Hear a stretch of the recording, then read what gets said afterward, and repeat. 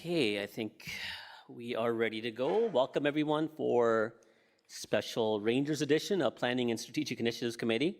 I'll first ask if there's any conflicts or peculiar interest natures thereof. Seeing none, there are no consent items. I'll just outline to all delegations the city values and encourages participation and dialogue in a democratic process that occurs in council and committee meetings and through written submissions and correspondence. It's important that these interactions remain respectful toward other members of the public, staff, and council. In cases where dialogue is not respectful or a delegate interrupts councillors, staff, or other delegations, makes derogatory statements about councillors, staff, or others that are disrespectful, or uses language that is considered harmful or defamatory, the chair may interject and take necessary actions to maintain a respectful and inclusive environment for everyone, which could involve removal from the meeting. One last reminder for the delegations that delegations are permitted to address council for a maximum of 5 minutes, which will be displayed on the screen in front of you. When there is 30 seconds remaining in your time, you will hear a small audio tone that will signal 30 seconds remaining. Please take that time to conclude your presentation, as there will be a second tone at the completion of your time, and the microphone will turn off shortly after the exceeded 5-minute mark. Lastly, please do not take offense if following your presentation there are no questions from council. This is council's time to listen and reflect upon the opinions and ideas shared with us from our community members. Just as a reminder, this is a formal public meeting to consider applications under the Planning Act in accordance with the Ontario Planning Act. Only the applicant or the landowner affected by the planning application as a specified person or public body and or the minister may appeal most decisions. If you do not make a verbal submission to the committee or council or make a written submission prior to city council making a decision on the appeal, you may not be entitled to appeal the decision of the City of Kitchener to the Ontario Land Tribunal and may not be added as a party to the hearing of an appeal before the OLT. To understand your rights of appeal, if any, or for further clarification regarding appeals, please see the Ontario Land Tribunal website. So we have 2 items before us, 6.1, which is 450, 470 King Street East. And I think Denise, Ms. McGorrick, you are, oh, I see, okay, all right. Not a problem. Arwa, I think you are presenting, starting first. Okay. Go ahead when you're ready. Through the chair, good evening, Mayor and member of council. The subject site at 450 to 470 King Street East is located at the corner of King Street East and Madison Avenue North. The lands are owned by the City of Kitchener in partnership with Kitchener Housing Inc. The site is approximately 5,650 square meters, currently vacant and previously occupied by low-rise commercial uses. It is well served by transit with an ION LRT Kitchener Market Station nearby. And it is located along a corridor experiencing ongoing mixed-use redevelopment. The subject site is identified as a projected measures transit station area and designated as a strategic growth area B in the city official plan. This designation supports significant intensification while requiring appropriate transition to surrounding low-rise areas. No official plan amendment is required as the proposed height and density conforms to the official plan. Instead, zoning is being used as an implementation tool to secure a site-specific outcome that reflects the context, including the height. The subject site is currently zoned as Strategic Growth Area 2, or SGA2, under Zoning Bylaw 2019-051, permitting a height up to 8-story. The application proposes to rezone it to SGA3 to permit a height of 19-story, with site-specific and holding provisions. The site-specific provisions are intended to address the unique characteristics of the site and the design, which includes recognizing King Street to be the front lot line, permitting reduced ground floor heights for residential units and fire station, exempting the fire station from being included in the building base requirements, permitting a minimum of 2 square meters of private amenity space per dwelling unit, establishing a maximum building height of 19-story, and prohibiting geothermal energy system. The holding provisions require the completion and the implementation of a detailed noise study and a confirmation of water servicing capacity prior to the development.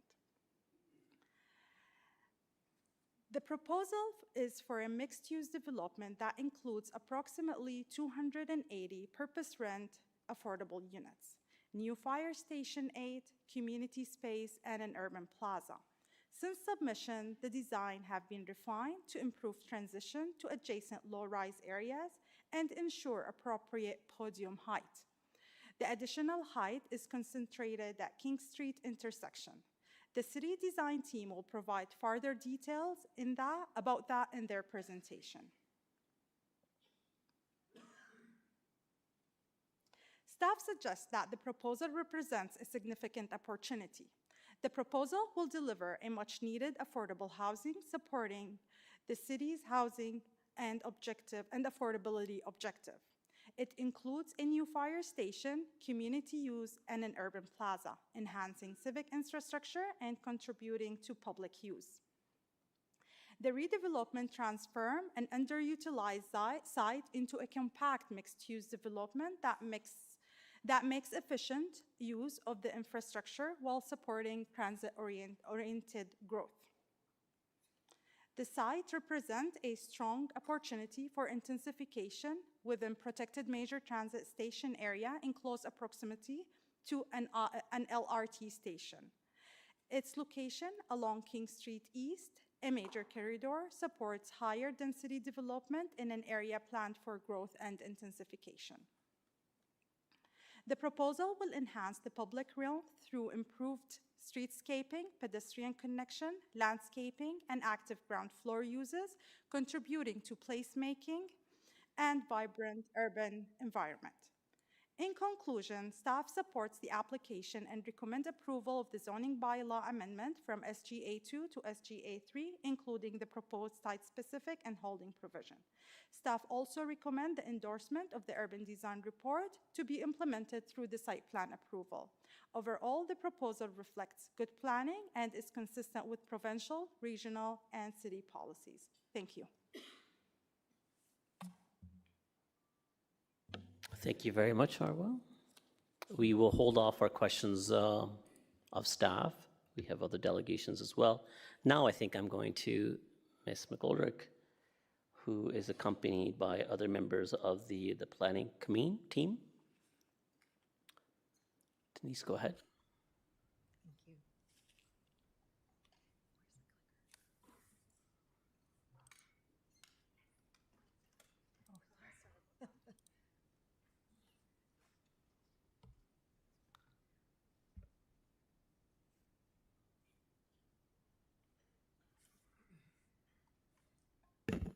Okay. Thank you, Chair Singh and members of council. I am here to represent the City of Kitchener as owner of the project, and I'm joined today with a number of city project staff, including Chief Gilmore, Urfa Alani from KHI, and members of the IPD project team.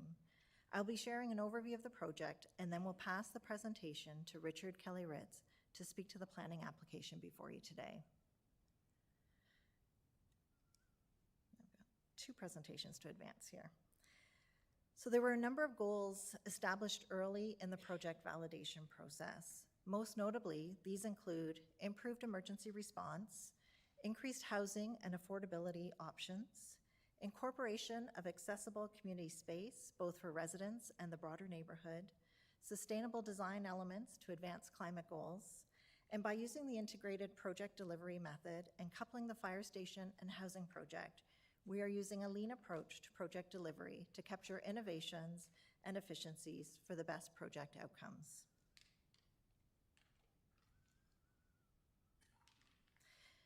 The acquisition of 450 and 470 King Street East was purpose acquired specifically to support emergency response needs and housing needs. For the fire station location study was completed in 2022 by an independent third-party consultant. The study identified 450 King Street East as the optimal location for Fire Station 8 based on its ability to deliver the strongest overall performance in response times, coverage, and system-wide effectiveness. For housing, this project contributes to the city's affordable housing objectives and adds affordable housing to an area of the city that has seen increased housing cost pressures. This includes approximately 280 purpose-built rental units, a mix of affordability levels, and unit mixes of 1, 2, and 3-bedroom units. The project involves funding commitments through the Federal Housing Accelerator Fund and Provincial Building Faster Fund.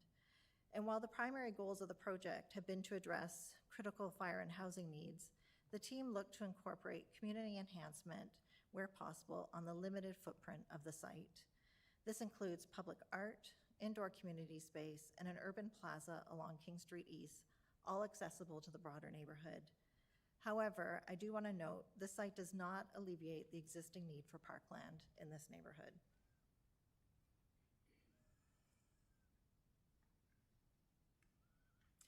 So I think it is important to acknowledge that the King East neighborhood is identified through the Places and Spaces strategy in 2022 as one of the city's highest priority critical needs areas, with some of the lowest levels of parkland provision in Kitchener.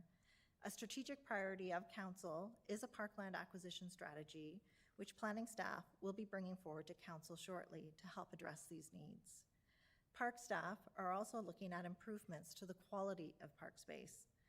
Public engagement efforts are planned for the summer and fall of this year to focus on the broader King East Park network, including nearby spaces such as Market Green, Kaufman Park, and Knollwood Park, as shown on the screen.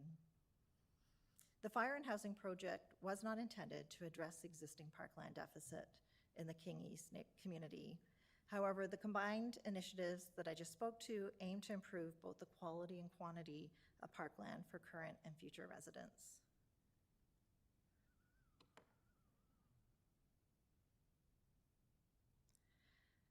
The proposal before you today represents the best case for success. Through the design process, the IPD team worked with KHI and city staff to optimize the design and project pro forma. This involved an iterative approach and sensitivity analysis on the design, building cost, and number of units, with information gained through conversations with Build Canada Homes. Since the project was first planned, the federal funding framework has evolved. Funding opportunities have shifted from CMHC programs, which had supported smaller scale developments, to Build Canada Homes program, which prioritizes funding for larger and more comprehensive projects. The current proposal strengthens the project's competitiveness and positions KHI more favorably in securing funding. To meet the city's Housing Accelerator Fund requirement, there is a critical path to meeting the milestone of building permit issuance. Any delay in the project will result in the potential loss of half funding and the loss of efficiencies gained in construction timing alignment with the fire station.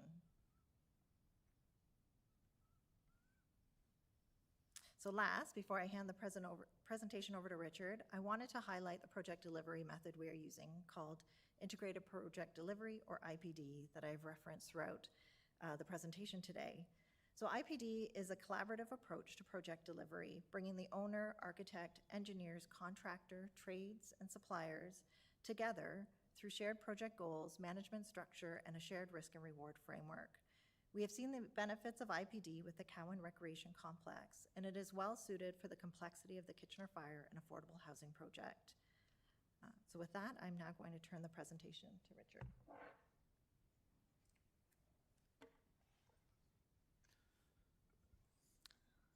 Thanks, Denise. Good evening, committee members. My name is Richard Kelly-Ritz. I'm a senior planner at GSP Group, and I'm here representing the applicant team as the planner on behalf of the owner of the site. So for my presentation this evening, I'll cover some high-level details of the building itself and the proposed development. I will go through this pretty quickly, but happy to expand on any of the specific points following the presentation or throughout the evening. Site plan itself, as noted, is a 19-story, 280-unit rental housing development. The 19-story portion of the tower is located at King and Madison. There's an 8-story middle portion of the building located central to the site, shown here on the screen, And then the new two-story Kitchener Fire Station 8 project is located on the right-hand side of the screen on the south side of the site. Just to cover a couple specific design changes that have occurred since the original rezoning application was submitted.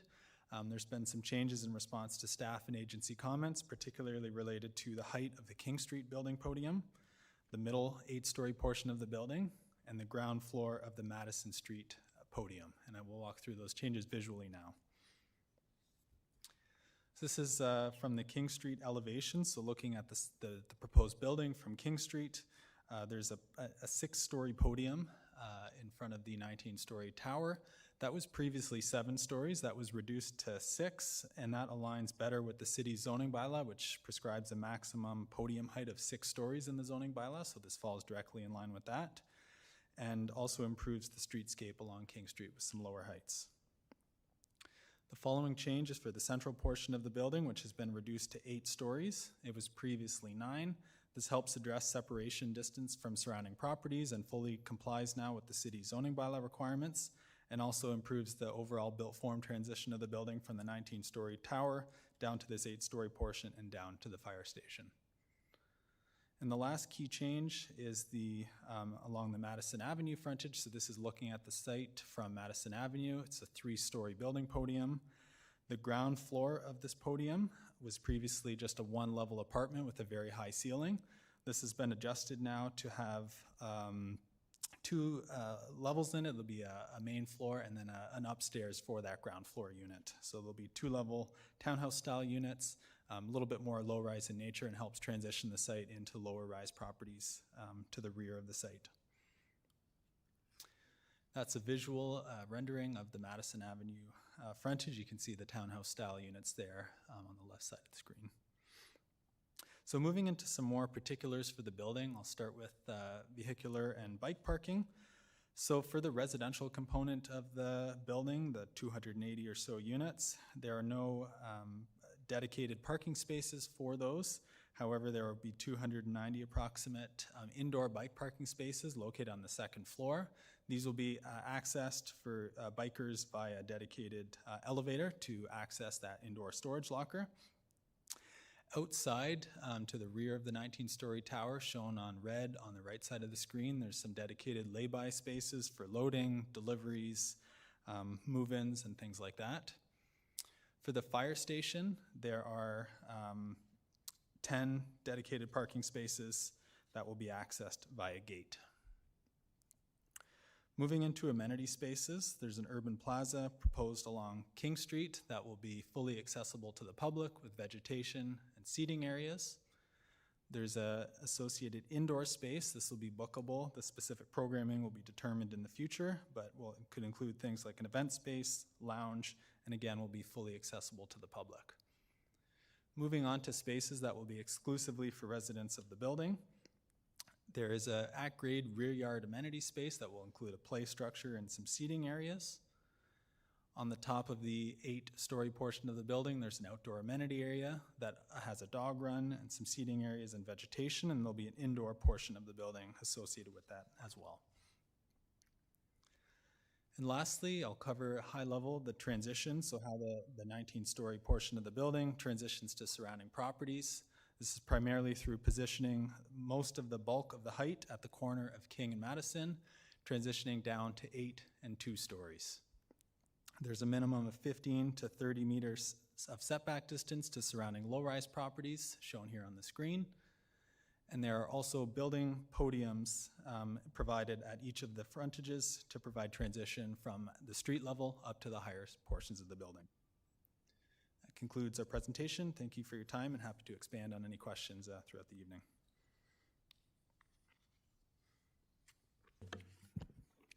Thank you, Richard.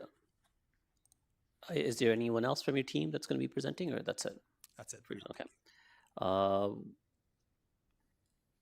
You know what, we will ask questions of you as well, because you're not necessarily staff. Questions of the committee?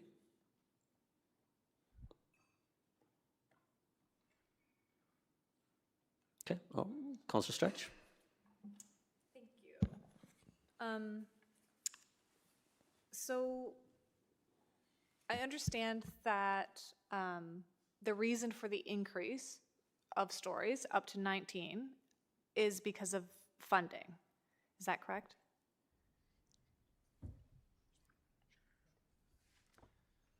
Through the chair to Councillor Stretch, I'll pass it over to Will from the architect team at Callum Sather. Hi, good evening, everyone.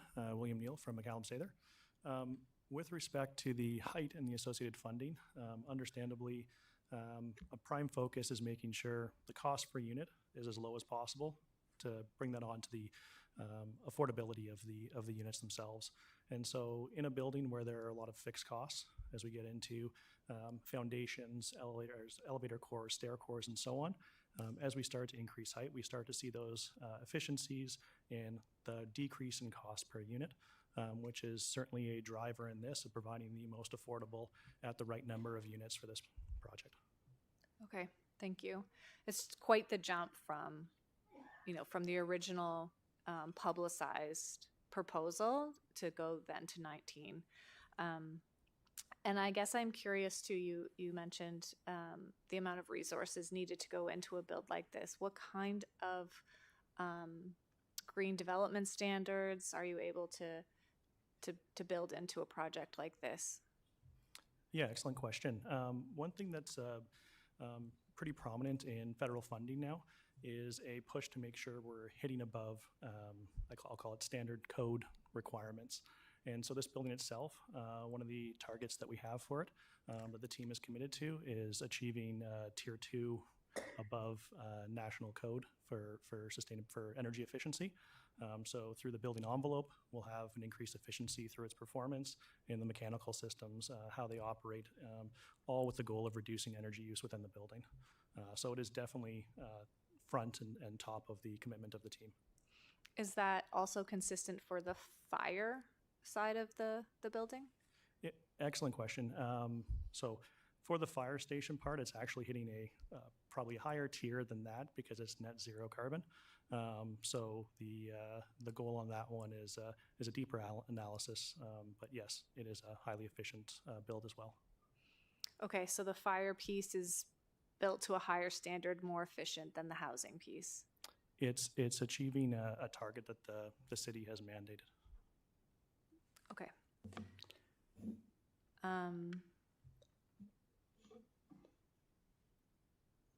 Can you talk to me a little bit about the parking?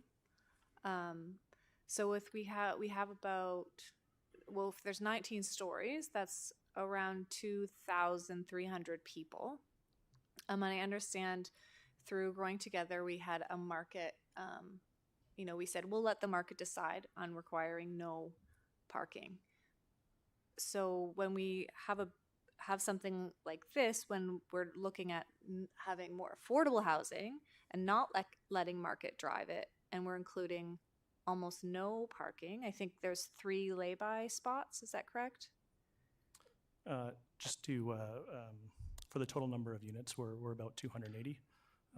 So Yeah, so 280, but residents. Yes. Yeah. That's a lot of people. Sorry, I just with 280 units. There's not one person per unit. No, Yeah. understood. Okay. Yeah. Primarily, there is quite a few one-bedroom Mhm. units, so could be a single or double occupancy, but yes, understood. Yeah, it could be.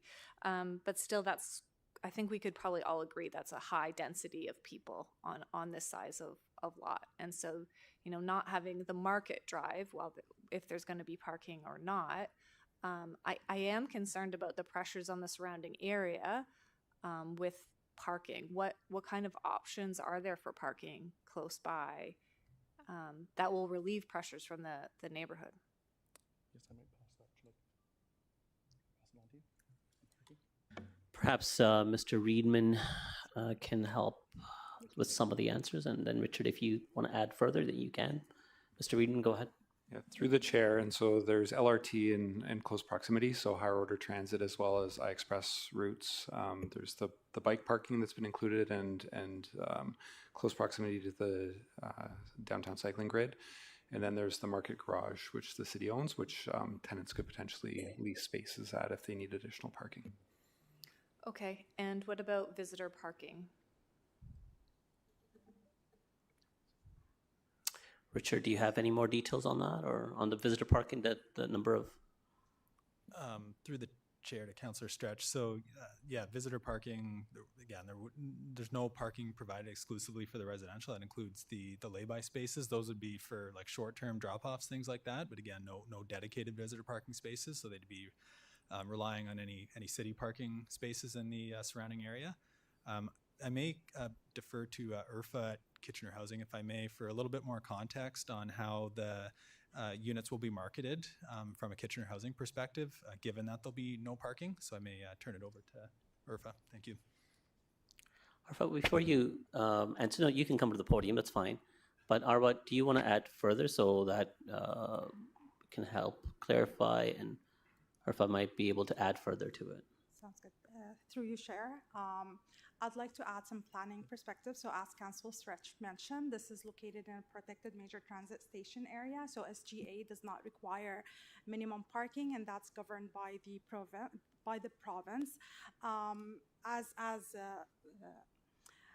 Justin mentioned, that this site is located in close approximately to an active transportation area. So there are lots of buses by, and there's an LRT station in close approximately. There is short visitor parking. So there's drop areas incorporated into the design that allows for food deliveries, services, vehicles, and things like that. Planning staff are working with the design team to ensure those visitor parking are functional through the site plan process. The city permits a maximum of 3 hours, none overnight on the street parking, so that could be a temporary option, as well as on-street parking are public amenity and they're not reserved for any individual, so any visitors can park within them. There's also city parking structure that some residents can rent on monthly basis, and those are options that we consulted with transportation staff when we were considering this.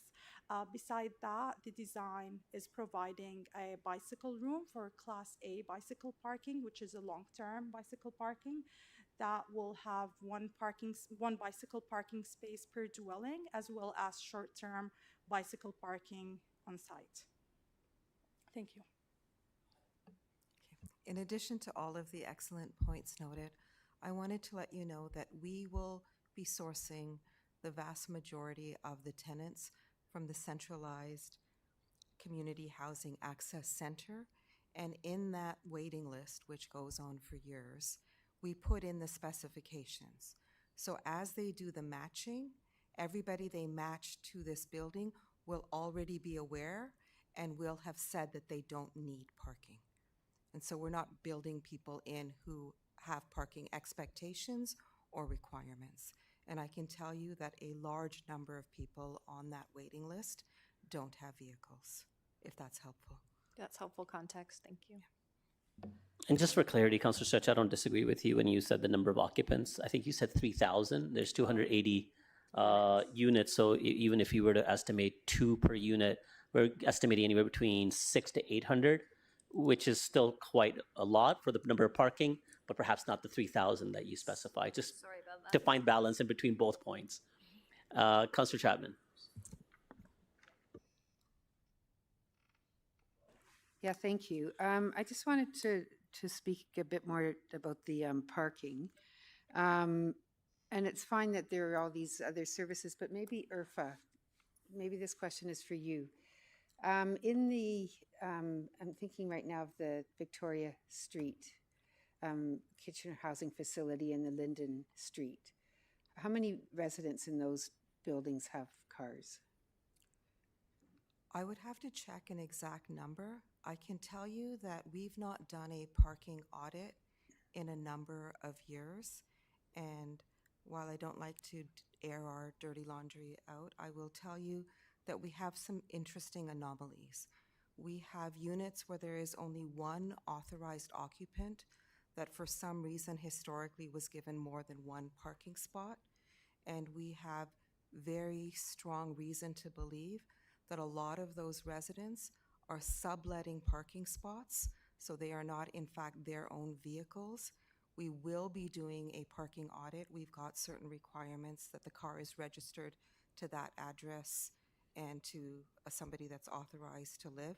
So it's hard for me to give you an exact number of what percentage are actual vehicle owners. But there is obviously a need for parking in those other two facilities that I mentioned. This will be the first of the sites that we operate that doesn't have any parking. Right. But I can tell you, and we've not encountered this issue too often, that on the CHAC list, there is a place where people who are applying for housing indicate whether they will require parking, and there is a very large number that don't have that requirement. Right, but it's considered transitional housing, so, the next occupants may require it. Another question I had, and maybe this is to the developer. Can you tell us the size of the urban plaza?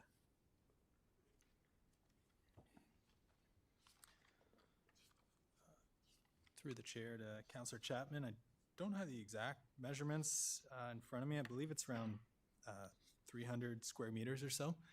It'll have some pavers, some seating areas, hopefully some street trees, particularly along the King Street frontage. So will there be like a kids' playground or? Through the chair, no, there'll be no dedicated playground. It'll more be some seating areas, like I mentioned, available for anyone who's passing through the area who wants to stop. But yeah, no playground. There'll be a play area for the dedicated to the residents. That'll be at the back of the site near the parking area. There'll be a small play structure there, but that part will just be dedicated to the residents of the building.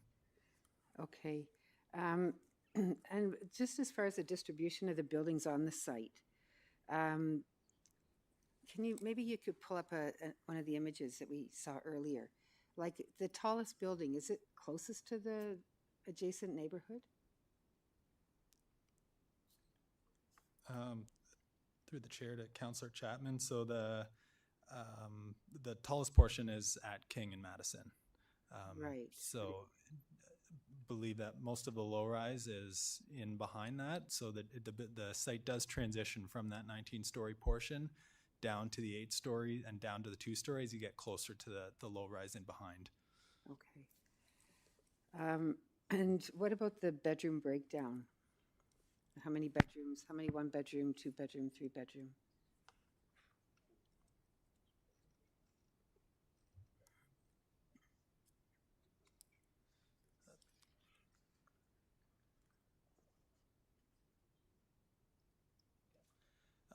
Through the chair, rough numbers, 65% 1-bedroom, about 33% 2-bedroom, and then the rest would be 3 bedrooms.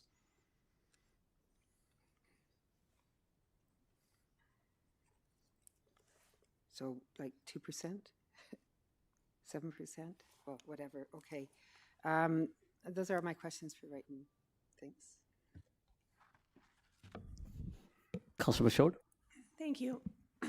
Councillor Chapman asked the question I was going to ask. I just want to comment that I love the concept of this. I think it's remarkable, but I am concerned with a 280 unit high rise with 65% 1-bedrooms, and it doesn't feel to me conducive to families at all.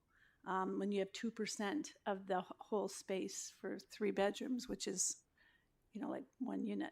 And then you've got, what'd you say, 33% 2 bedrooms. So how many 2 bedrooms would that be? I don't know the math. Like it's out of 280, so 20, 30 at best. Is there any appetite or opportunity or even possible to make this a little more level with the 2 and 1 bedrooms, like open them up a little bit more?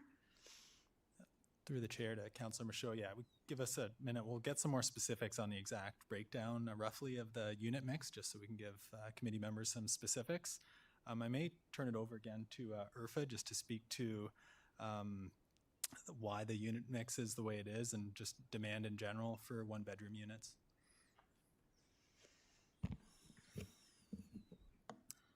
Thank you for the question. It's an excellent question, and I can tell you there was a lot of conversation around unit mix. In our current portfolio across the 18 properties that we have, our greatest demand in terms of both the list and where we have a shortage is in one bedrooms. So our portfolio is skewed towards 2, 3, and we've got a number of 4 bedrooms as well. Part of our portfolio-wide strategy around increasing units, and to the excellent question on why 19 floors, while the project team is really concerned about reducing per unit costs, I can tell you that makes the overall project more expensive.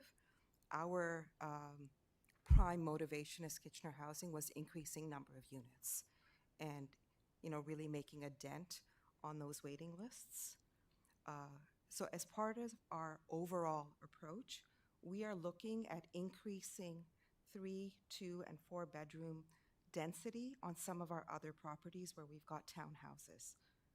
And so as far as if you look across, we were trying to do a bit of a balancing. As the population ages, we're also finding the demand for 1 bedroom apartments, particularly as people age, is going up disproportionately compared to, so the number of young people who are waiting or not entering family situations, which is a big part of our resident mix, and the number of older people who are looking for 1 bedrooms, also a big part of our mix. And so if you look across the portfolio, we're trying to increase family homes in townhome sort of settings, and in the more downtown core, trying to match with the increasing demand we're having for 1 bedrooms. Thank you. That's Thanks my for that explanation. That's great. Thanks.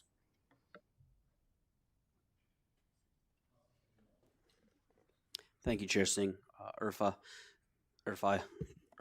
you should probably come back up. I have quite a few questions for you. Sorry. So, KHI doesn't only rent to families. Pardon me? KHI doesn't only rent to families, right? No. No. And do we, in your portfolio, other people who are overhoused? We have a transfer policy. So when someone is underhoused or overhoused, we try and move them. I can tell you that we have more people who are in 2 bedroom units that should be in 1 bedroom units just because of the shortage of 1 bedroom units that we have. So creating 1 bedroom units will allow those who are in the 2 bedroom units to downsize, thus reducing the wait list who are waiting for 2 bedroom or 3 bedrooms. That's And correct. how long is that waiting list? Do you know? Do you know what? I don't have the exact, it's managed by the regions. So Right. it's not our waiting list. Anecdotally, I hear things that it's a 7-year waiting list, it's a 10-year waiting list. I know that when we call people, and we rarely get openings. While it's transitional housing, we have people that stay with us for decades. And when we finally make that call, which is a very happy call for people they tell us they've been waiting for years. And unfortunately, sometimes we can't even get a hold of them because they've moved on. Yeah, so you just mentioned something that makes me want to, I'm going to ask another question. How long, if you know, how long do the tenants normally stay in these units? So I can get particulars, but I can tell you I joined Kitchener Housing in October, that every tenant that has left either because they have died or they have had to move into some sort of assisted housing. They've had a stroke. We have a tenant that we just moved into an assisted housing situation who joined us when she was a teenager, and now she is, a senior citizen. Yeah, and, 1 bedroom affordable units are going to be needed in the next 5, 10, 15, 20 years with our baby boomers aging. And so I think this is a perfect opportunity to ensure that we have that housing for that population. So thank you. Thank you. Councillor Ioannidis? Yeah, a lot of the questions have been addressed that I want. I guess the question I have is, in the design, is it fair to say that all the units are barrier free? That is an excellent question and an answer we're kind of proud of. Yes, yeah, thank you. Yes, so we are 100% barrier-free units, and we are seeking Rick Hansen certification on that front. One of the priorities that was brought out early in this project was, and I think it was a question already on sustainability, is about the longevity of residents that will live here for a long time and may need to transition, how their support looks like. And so incorporating that into our design from the very onset Okay. was one of the success criteria here. Thank you. And I guess my question would probably be with staff, but I'd haphazardly say probably there's a definite shortage of barrier-free housing in the affordable sector. That would just be a guess, but hopefully staff can answer that. Okay, I see Councillor Chapman and Stretch keyed in. The second time I'll ask a few questions on my own. Regarding the barrier-free question, I think it's an intriguing question.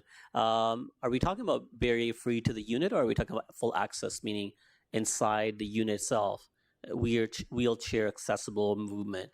We're talking about full barrier-free, like the floor plan, along with just access. I'm assuming access is easy enough to accomplish because it's a high-rise building, you have elevator space and all that anyways, but I'm more curious about the inside living space. Yes, excellent question as well. So to expand on what this looks like for this building, first, it's definitely beyond the unit. So Rick Hansen looks at actually well beyond that in the shared spaces, in the corridors, how you navigate the building. So holistically, but also I would put this more in a universally accessible category. So although wheelchair accessibility is a portion of that, it's holistically. So it's also about visual cues. If you have, if you're sight impaired, how do you see things changing colors of navigating within a space? So it's a very holistic look at increasing access for everyone. Okay, all right, that's great. The question regarding the unit makeup, for that maybe more to you.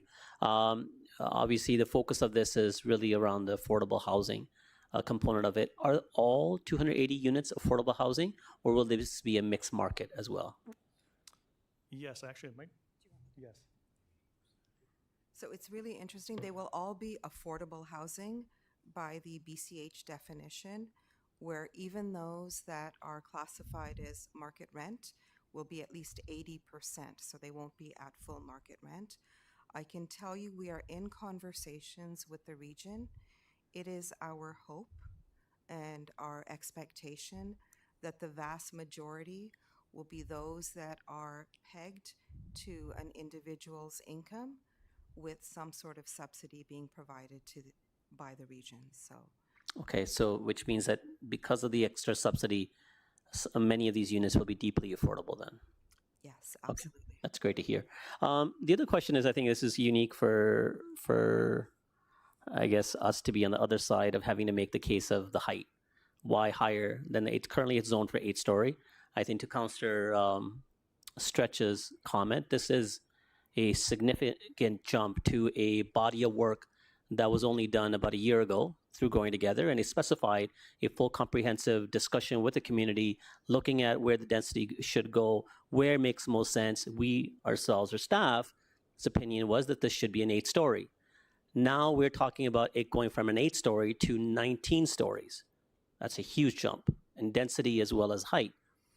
So, I mean, maybe the team may have to answer a little bit more on it. What are the primary reasons? I think you specified the cost, but how does that cost play a part? And could the project still be viable at 8 stories?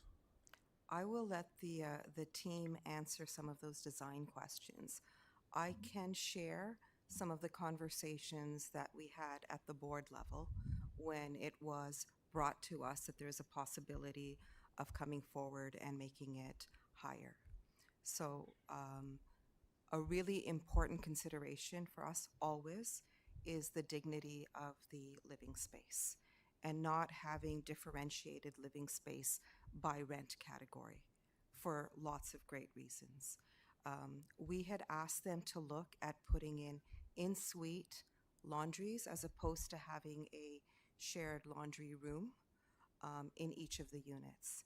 And when we were looking at changing the mix of units based on expected demographics and a portfolio-wide view, what happened is we had more one-bedrooms, you know, a kitchen, a bathroom, an ensuite laundry. And then on top of that, it was our desire to have barrier-free units because we see so many people aging in place. And one of the top requests we have is around barrier-free, and then you've got problems with mobility when the doorways and there's not enough space, etc. So all of those, and we wanted it to be as green as we could be. So there was this mix of trying to do the right thing because it's the right thing, and then also trying to make it sustainable, right? So we weren't making compromises in the dignity of the unit. So speaking of that, because there's no argument about of all the points that you made, I think you're saying is the intent is to make these units as livable, sustainable, and for the dignity of life of the future occupants is key aspect of it. But you can do all that in an 8-story, you can do that in a 19-story. So the question really was then regarding the pro forma of why the need, the necessity to go, double the density or 3 times. I think initially we were looking at 100 units early on iteration, or now looking close to 300 units. Why that change in density to what the Growing Together team has specified this as the appropriate best use for this space? I'm going to turn it over to the Thank you. But, I just want more units. Oh, so however listen, we can make that happen. I listen, Erfa, I need to make a comment, not to overstretch my own ability as chair. I'm all for the extra units. It's just that I think we need to understand, because we're making the argument on the other end. Far too often we hear it from the private developers of why they need the extra height. Now we have to make that own rationale, and I would love to hear why. Thank you. To you, Chair Singh, I can provide a bit of background first on the Growing Together piece that was recently approved about 2 years ago by council, and then I'll pass it over to Will again from the architect team for the pro forma specific question. So yes, council 2 years ago approved the Growing Together for this site, and that included, and this is probably a key piece to highlight, the official plan for the property allows on this property up to 28 stories today. Yes, the zoning allows only 8 stories. But that's because this site in particular, was 2 separate properties at one time, 450 and 470. And one of the tests that was included in the official plan for getting up to 28 stories in height was demonstrating that the site is appropriate for that height, so that you're not having smaller one-off parcels going up to 28 stories. And that's really what this zoning application is to demonstrate that, yes, there's a corner lot, there's sufficient lot area, separation from surrounding properties. So I would frame it more as this is a test to demonstrate that the city's ultimate plan vision for this site is up to 19, 28 stories in that range. So in other words, we're not deviating from the original vision here that was established through Growing Together. It's just a test to make sure that it is in fact appropriate. Okay, so that's helpful. So you're saying the test is appropriate lot size, now that because it's a larger sample parcel and because it's separated from the other neighborhood as well, low-rise neighborhood. Okay, thank you. Erwa, do you want to comment further? Yes, thank you, Chair. Through the chair, so I would like to also add some planning insight, as this is for the purpose of the zoning bylaw amendment. As Richard mentioned, so the subject site is currently zoned SGA2 due to the smaller lot areas and approximately to the surrounding low-rise residential. Following the consolidation of the lands, now they have sufficient size and lot area to locate a taller building that complies with the transition height and setback requires for the SGA3 zone. The proposed 19-story portion of the building is located at the corner of the site closest to King Street East, which is a major corridor, and it's appropriately set back from adjacent low-rise residential use, like the design itself and the building massing. This sitting together with the proposed setback building massing provides a suitable transition in height and scale while maintaining appropriate relation to streetscape. As I mentioned in my presentation, the subject site is designated Strategic Growth Area B in the official plan that allows for higher density and intensification up to 28 stories. It's just the zoning is being used as the implementation method to test that. And based on the urban design review we've done through this process, the proposed rezoning is supported and the development complies with tall building design principle, and it's appropriately direct the height and the massing at the corner. We also considered the shadow and the wind impact to achieve a compatible relation with the surrounding low and mid-rise development. The proposed uses are permitted in both SGA2 and SGA3. So through the planning justification report that the planning staff have reviewed, along with the technical studies that we've circulated to different agencies, we determined that this rezoning is appropriate because of those reasons. I think that helps a lot, and I think we have to make that clear connotation of why we're changing after that 2 years, as opposed to what the initial staff recommendation was through the going together. And I think we have to be able to make that justification, and I'm glad that staff were able to do that. Mr. Weedman, do you want to add further to that? Through the chair, and so the one other aspect around the pro forma is when we originally identified this project, there were different federal programs available for affordable housing projects, and so CMHC had a different funding model for affordable housing projects, which would have made an 8-story building more viable. However, in the last year, there's been a lot of shift in the way that affordable housing projects are funded, and so Build Canada Homes is the funding provider that would look to provide a forgivable loan or a grant for the gap. And so any affordable housing project typically has a funding gap affiliated with it that is funded by other levels of government to offset the construction costs. And so part of that requirement is to narrow that gap per unit as much as possible to make sure this is a viable project through that application stream. Great, thank you. Councillor Stretch. Thank you. My question is more directed at Kitchener Housing. So you mentioned there are 18 properties within Kitchener Housing, and you mentioned the aging stock and the different capital costs that are involved at maintaining your properties. So, knowing that and then adding almost doubling what was originally proposed at 150 units and going up, what kind of capacity does Kitchener Housing have to add this much more housing in their care? To the pro forma and the assumptions around this, including dedicated staff for this building. So we would be adding new technicians, superintendent type role for this building. We are currently, and I'm not sure if you're, and I'll give you a little bit of education, most of our properties will be coming to end of mortgage by 2030.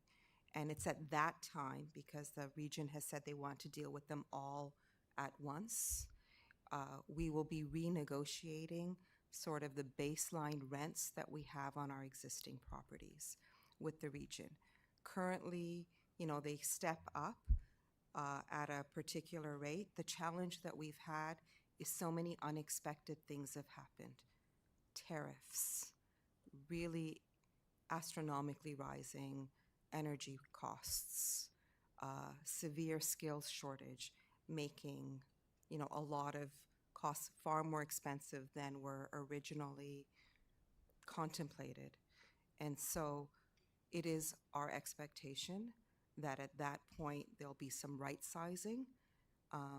We're working on a capital plan, and there are a number of funding avenues that are being explored with respect to big capital projects on our existing stock.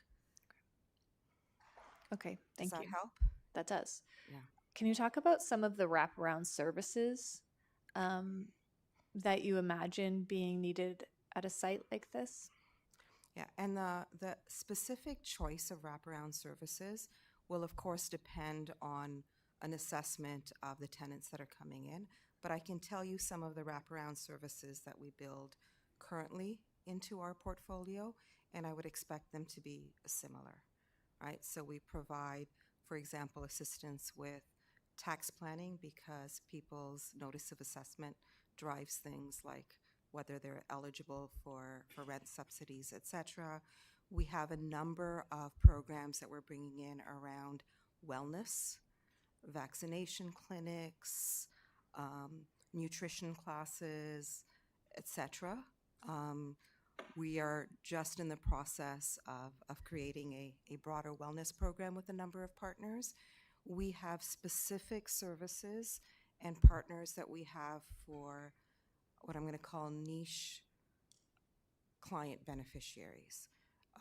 Services for seniors, for example, services for those who are recovering from addictions is another example. Particular services for individuals that face certain mental health or other challenges. Services for individuals who are either victims of domestic violence or have had some sort of trauma that they have experienced in their lives. And I can tell you, and our board is extraordinarily, like they're really impressive, this idea that housing should be a catalyst, right? And a safe place from which you grow. And that means taking care of more than just a physical space for somebody. Thank you. My follow-up question to that, will those resources be able to be accessed in the building? Is that something Kitchener Housing facilitates? Yes. Yes. So Okay. we're in the process currently of opening up all of our community centers. They were closed during COVID. And there is amenity space that's been built into this design to allow for in-home servicing. Okay, thank you. All right, you're off the hook finally. That's everyone. Oh, no, you're not. I'm sorry. Councillor Chapman. I just wanted to go back to the question about the service providers that will be bringing services into the site. Where are they going to park?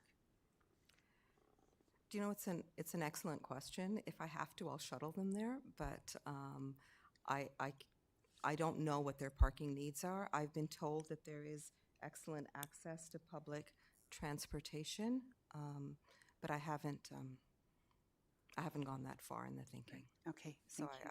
I don't want to make up an answer, but yeah. Right, okay, thank you. Thank you. Next delegation up is Benji Wills.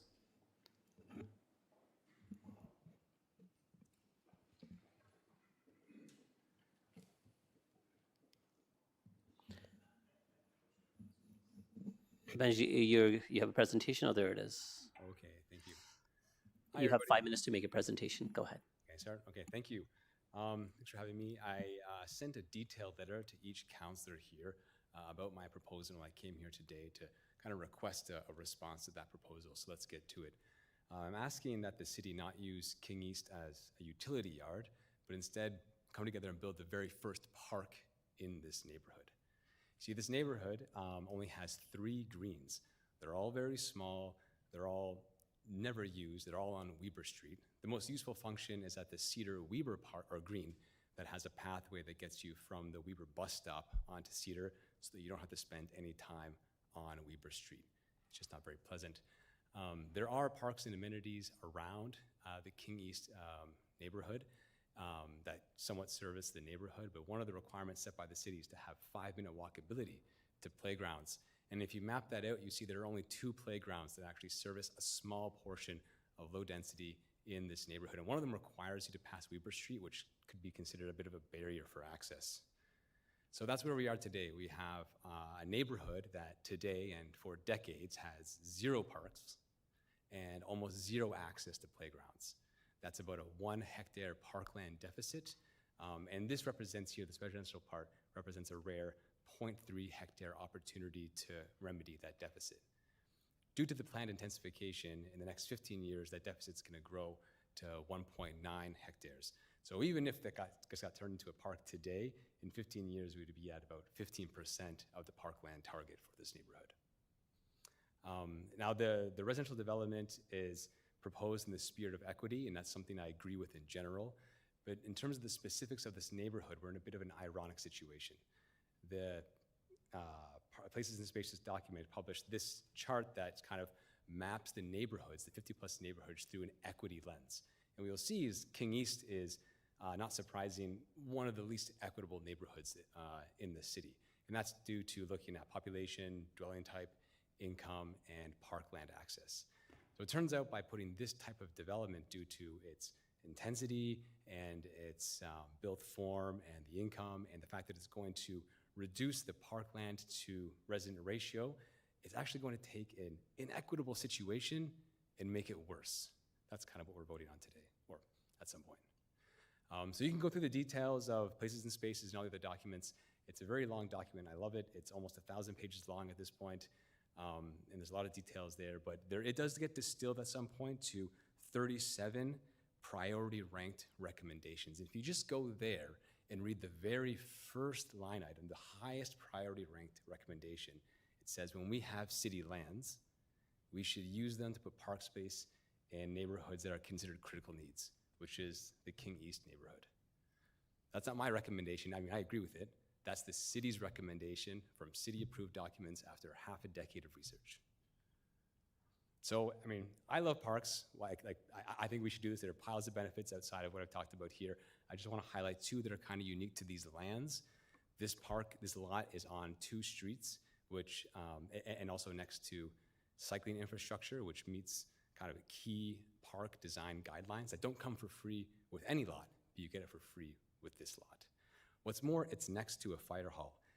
Generally, no one really wants to be next to a fire hall, but a park is a rare item that actually benefits from that passive public surveillance. This could be a downtown park that is well watched over, well cared for, well loved for, right in the King East area where there was no park before. So yeah, today I came here. I know that this is a listening forum and not necessarily a responding forum, but I was hoping to hear at some point from each counselor here. I'm hoping to appeal to your sense of equity, appeal to your sense of data-driven decision-making, appeal to your heart for serving the community. Through all of those lenses, to me, a park here makes the right sense. If you disagree with me, I'm asking you to please provide an answer to me and the community, my children, the children around, the families around. What is the plan to bring significant park space to this neighborhood, if not through this golden opportunity? I just walk away, should I? Okay. Thank you. We'll see if there's questions of you, and there are, so you have an opportunity to add further to your presentation as well.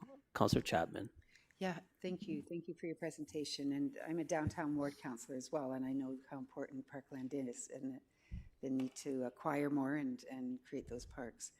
I just wanted you to go back to the image with the park. If we I don't have access to the, sorry. Just look at the clerk to see if they can bring the presentation back. Thank you. Yeah, I'm just curious about the buildings around the park. They look like maybe 6-story buildings. Is that part of the same parcel of land that you're proposing? Yes. Contain those buildings, or? Sorry, do you mean the rendering on the right or the rendering? Yeah, on the right. Oh yeah, on the right. So that the rendering around the side, I think, is somewhat commensurate with the zoning today, but it's also with the upcoming 2051 official plan that's going to see 8 stories as the maximum in the neighborhood, where it's currently, I think, 2 or 3. So I think that's a fair, kind of a fair representation of what will come. So you're proposing that the whole land be used for a fire station and parkland. Those buildings around it would be in the adjacent neighborhood. That's correct. Okay. Yeah. Just wanted clarification on it. Thanks.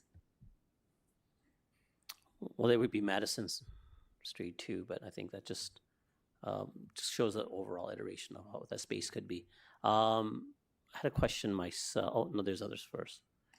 No, I get to ask questions last. Councillor Ioannidis. My question's more towards you, because we're talking about parks now, and we're actually dealing with a zone change. So I think we're getting a little bit off topic here. Well, I think what Councillor Chapman or the delegator is stating their points of saying that the best use for the space, the purpose of today is zone change application, which specifies best use of that parcel. Our I guess the city's opinion, or planning staff's opinion, the best use is the 19 stories, and the delegator's opinion is the best use is park space. That's the discussion. We don't have to Okay. agree with the delegation, but that's their point. I'm okay with what the delegation's bringing, but us bringing up, start discussing about parks and stuff, when we are aware that we're dealing with the parks on a separate issue, is what my concern is. I That's all. understand what you're saying. I'm not in disagreement with you, but again, the delegation has a prerogative to put their input forward in saying their opinion. The best use for this parcel that the city owns is a park as opposed to a affordable housing opportunity. Again, we may not agree. I don't necessarily agree myself, but that's the delegation's prerogative.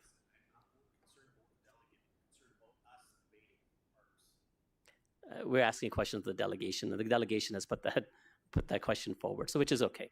Councillor Stretch? Thank you, and thank you for coming in and for your presentation. I wholeheartedly agree that there is a need, absolutely, for park. And so my question for parks and park in King East specifically. So I just want to ask of staff, what is the plan? Mrs. McGoldrick, she spoke to it a little bit earlier, saying eventually, but I would love some. Councillor Stretch again. Now we're Clear stretching the discussion again. Councillor Ionet is in his niceties. He didn't say point of order, so he wasn't trying to challenge the chair, but he was trying to bring to the point that when we're pushing the argument about where else are we doing park space, what's our park space plan, it goes contrary to what the discussion on hand is, which is for this specific property. Now, if you want to ask questions of staff and saying, have you considered this parcel for park space? That's a question that would be relevant, which you can. Oh, yes. Question to the delegation, if you want to ask delegate's opinion, yes. No? He made his opinion quite clear. I will ask the question based on what you put forward, just to be fair to you, because there's been a little convolution as to what we should be asking, how we should carry the conversation forward. Your recommendation is that this is best use would be a park as opposed to affordable housing. Now, the city is eligible for funding from higher orders of government, which is going to support our housing initiatives. This parcel of land was purchased in consideration for, again, I guess the downtown fire hall. But beyond that, there's opportunity to build up and get best use and best return on the overall cost of the land itself. If you were purchasing it just for a park, we may not have bought that land. So do you want to comment on that? The fact that we may not be getting the full potential on the return on the cost to the tax base of this parcel for a park as opposed to the full build out for affordable housing and the fire hall. Yeah, I guess I can offer a response. The first part is I thought my understanding was that the funds the funds for purchasing the land was actually acquired from the Building Homes Faster, the provincial one that we received for Building Accelerator Fund, maybe that one. Might be the HAVS funding as well. They may, yeah. Yeah, BFF for achieving 2023 housing targets by 139%, maintaining those at 105%. Mm-hmm. So my response is that money was earned by providing housing without providing the amenities. And so now it's a time to, correct that discrepancy. The second part, forgive me, I think I'm missing the second part about your question. About the project, the funding itself, is that perhaps it's just not the right project then. The money's there, it's in the pot at some level of government, but maybe this is just not the right place for it. That can happen sometimes. We don't have to try to shoehorn every bit of funding we find into the city when it does not make sense on a granular level. The funding comes at a very high level, and municipal governments exist to take a very fine-tooth comb and look at each community at a granular level and make the right decision for those communities. Okay, thank you very much. That's everyone. Next up is Quinn Dupont.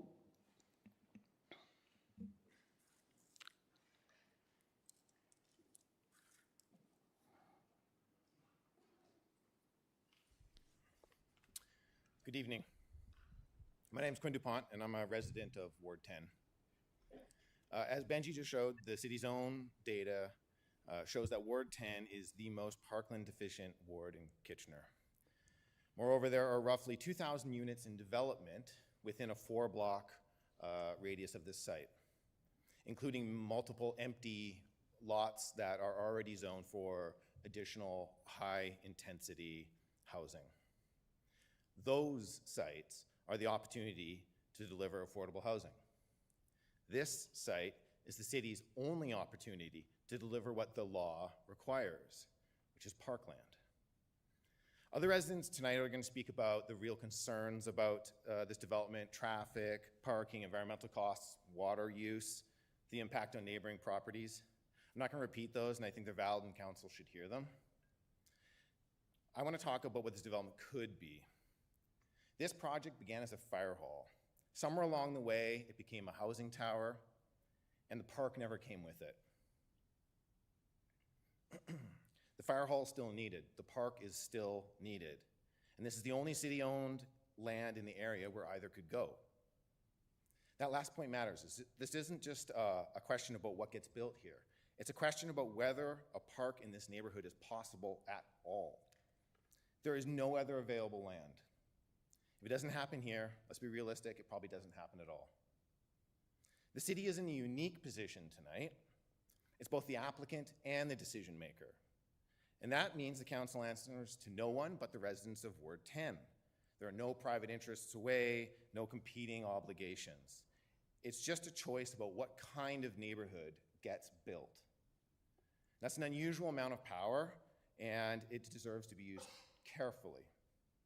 I'm asking council to reject this design and request a new one that includes a fire hall in a large green park, real grass, open space, trees. The proposed urban park or plaza is concrete. Concrete is not a park. Parkland is a legislative requirement, not a negotiating position. Thousands of new residents are coming to this neighborhood. They live in towers. They need somewhere to go outside. They need a park. Thank you.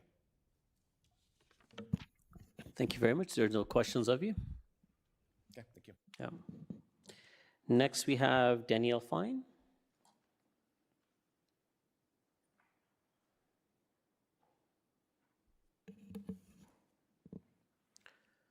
Mr. Fine, you have 5 minutes to make your presentation. Okay, thank you. Thank you very much for your time, for having me here, and for the staff for presenting your proposal. Yeah, so my name is Daniel Fine. I'm a resident on 229 Duke Street. So I live with my backyard directly facing the development that's going up. Kind of telling maybe in all the presentations today is nobody actually talked about the neighborhood or where it's going or the context, and I think that's maybe kind of important. So King East, between the market, the Mennonite Cemetery, King, Weber, mostly single-family homes right now. As we know from the plan, there's some changes in increasing density along King Street and maybe Weber Street as well. This isn't the first big project to go in a neighborhood. As we know, there's the Drulo Towers on King Street. There's Konos on Duke Street. Both of those went through approval process where one thing was sold and another thing was built. There's this common pattern of telling the neighborhood one thing, agreeing on that, and then something else comes out at the end. And that's, unfortunately, seems like that's happening again here. I want to be clear, I kind of like this proposal in some ways. There's a lot of really good things about it. Affordable housing, I think we can all agree that's something every city in Canada needs. That's important. I want my neighbors to have somewhere to live. Mixed use, that's great. Fire station, we need a fire station downtown, that's great. Bike parking, cool. The parking situation, maybe that's a little far-fetched, we know that. Appreciate a lot of the work done by the staff and the designers in terms of aesthetics, trying to match the neighborhood with brick facades and those townhouses on Madison Street. But I think we're kind of trying to fit a round peg into a square hole of what the community needs. I would also love a park, but I think we're here now, I don't think a park's coming. But maybe there's a compromise that is a better fit for the community. And I want to say nobody really meaningfully asked the community what they wanted. This is something that's being done to us instead of being done with us. And I don't know if there's a lot of understanding that there is already a vibrant community in this neighborhood with all kinds of different people, with a lot of good and some challenges as well. So there's artists, there's old people, there's seniors who've lived there their whole life, there's newcomers, there's families, there's a whole swath of people. There's also people who are struggling with mental health and addiction. And as we saw in my neighbor's presentation, a lot of inequity. And I'm worried that this proposal is maybe going to make that worse. We're going to be putting in 280 units, maybe 500 people who are maybe also are struggling. And we're going to be putting them in a position where they aren't in a community that's already having its own challenges. We're saying we need it to be much higher than originally zoned for, and we want to avoid the required amenities per person. So is this a situation where both the existing community and these new residents are going to thrive? I'm not sure that it is. I'm also a little bit worried about the long-term maintenance of the building. It's all fine to build a beautiful, perfect building, but what's going to happen 5, 10, 15, 20 years later? I think we all know that there's a pretty recurring, predictable pattern of public housing falling into disrepair as time goes on. And as much as Kitchener Housing is excited, and I'm happy for them to want to expand their portfolio of number of units, my understanding is they have no experience operating a tower. Only experience with townhouses and low-rises. So this is a huge step for them. Maybe they're not quite in a position to deliver long-term. And what happens when there are those issues? Well, the city has to pay. Sorry, I'm almost out of time there. I guess what I'm asking for you is to look for a solution where the existing and new residents can all thrive. Reject the current proposal of 19 stories and reduced amenities per person, and let's look for something that can suit everyone. There's a question of you, Mr. Fine. Councillor Chapman. Yeah, thank you. So you say we don't ask the community what they need. Tell us, in your words, and what you think the community needs. Like you've said all the things that they don't want, and you basically said we probably won't give you the park anyway. What things would you like to see on this land? Well, I'm just one person. No, right? I realize. I think maybe to give more context for that is we had to fight to even hear that this was something that was happening. There was no outreach. We had to inquire. Like we heard a news bulletin about, oh, they're doing a development. We had to write to the city. Nobody went out, like it was already designed by the time the community found out about it. And I know we like to say that there's consultation, but I think in this case, the consultation was all but performative, right? I have my own very specific things that I want because I'm the neighbor, but I mean, there's lots of other people there. But what would you like to see on that land? I think my specific ask maybe is closer to what was originally proposed, eight stories. Something that is maybe more manageable in scale that could be operated successfully by the operating partner, that doesn't overwhelm the community that's already struggling with lack of access to things like green spaces, as my neighbors were very clearly telling you, so that we can sort of grow and adjust to this density in a sort of more gradual way. That's, I think, maybe my point. But again, I'm just one person. Yeah, I appreciate that. Thank you. Next, we have Tony Hanusik. Tony, welcome. You have 5 minutes to make your presentation. Thank you. Before I start my own remarks, I would like to address through the chair to the councillors, if you found it in your hearts and minds to give a park at that spot, then that would be wonderful. But Thank you for taking the time to hear my comments and concerns on the proposed development and the corresponding rezoning application.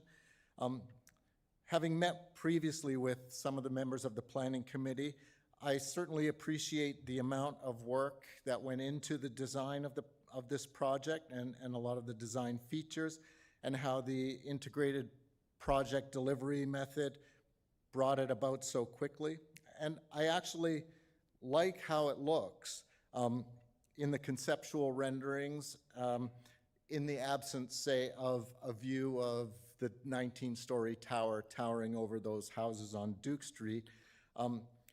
It looks like a fine development. However, I think it is based to a large extent on the wrong motivation. There is an article in the Waterloo Region Record on April 24th, and it was actually an article about how Waterloo Region's tech community can contribute to rebuilding Canada's military. And the co-founder and former CTO of ClearPath Robotics, Ryan Garrity, was quoted as saying that successful companies are built on ideas, not funding opportunities. And I believe that the same can be said of successful development projects. I believe successful development projects are built on ideas, good ideas, ideas that fulfill a need, and ideas that include consideration of the surrounding community, not on the funding opportunities available and the inherent requirements that CMHC or Canada Built Homes imposes. So for all that I like about the project as proposed in a general sense, I think it fails to address the immediate or short-term need for affordable housing, and it does not integrate well with the surrounding community. It seems largely driven by the funding opportunity, and the design reflects that. There are alternatives. An article that first appeared in the Record on May 15th, 2025, about an affordable housing project in Toronto by St. Clair's Housing, it highlighted how quickly that project came to fruition. The project was done as a modular construction by a Canadian company, Assembly Corporation. The overall construction took 8 months, but the complex was erected in 21 days. Our project at 450-470 King Street East would be substantially larger than that project, so it probably would take a little longer, but as a phased-in project, people could be living there sooner than the proposed 37 months of construction that the current design would require. The St. Clair project consisted of smaller studio units with independent kitchens and bathrooms. We could provide those and larger units. The bottom line, though, is that we could provide affordable housing more quickly, built by Canadian companies with Canadian lumber. So my ask is that Council reject the application for a zoning change, but not the idea of affordable housing at this location. Send this back to the planners with new guidance to be more innovative, to get the community involved at the outset, to consult not only Kitchener Housing, but other groups that provide housing, like the House of Friendship and the Working Center. Use your integrated project delivery process with a new mindset to move a more acceptable and less intrusive development ahead faster than the 37-month proposed time frame of the current proposal. Let's get people housed sooner rather than later. Thank you. Thank you, Tony. There's no questions of you. Thank you for presenting. Committee, that's all the delegations that we have. So now we can queue in for questions of staff. Mayor Vivenovic. Well, thank you very much, Chair Singh, and maybe just a couple questions to get things kicked off.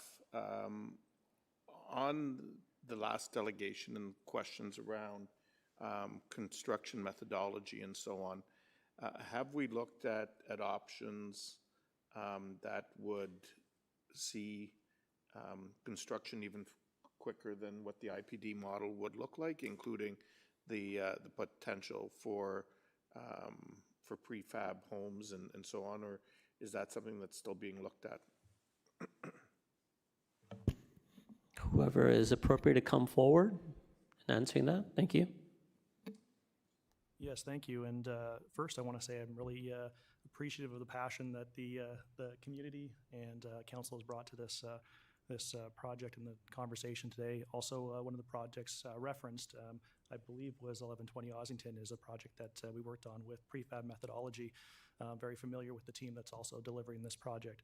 A fundamental piece, again, of how we're looking at this in the integrated project delivery team, but it is how we construct this, how we get the product quicker while maintaining the objectives of the project and relating to sustainability, energy performance, and providing housing as quick and effective as possible. So there is a lot of different solutions we look at.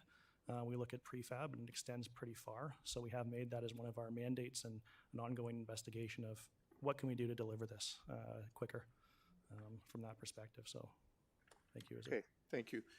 My next question to staff, and I know there's been some suggestions raised around these lands being used for parkland, but I guess we need some clarity on that because these lands, to the best of my knowledge, were purchased specifically for the possibility, they were not in the city's ownership, and they were purchased specifically for the potential for housing and a fire hall. And that acquisition is in the context of the HAF and BFF funding. And so, you know, the notion that these lands could be used for parkland instead, to the best of my knowledge, isn't a possibility. I'm wondering if we can get some clarity from staff on that.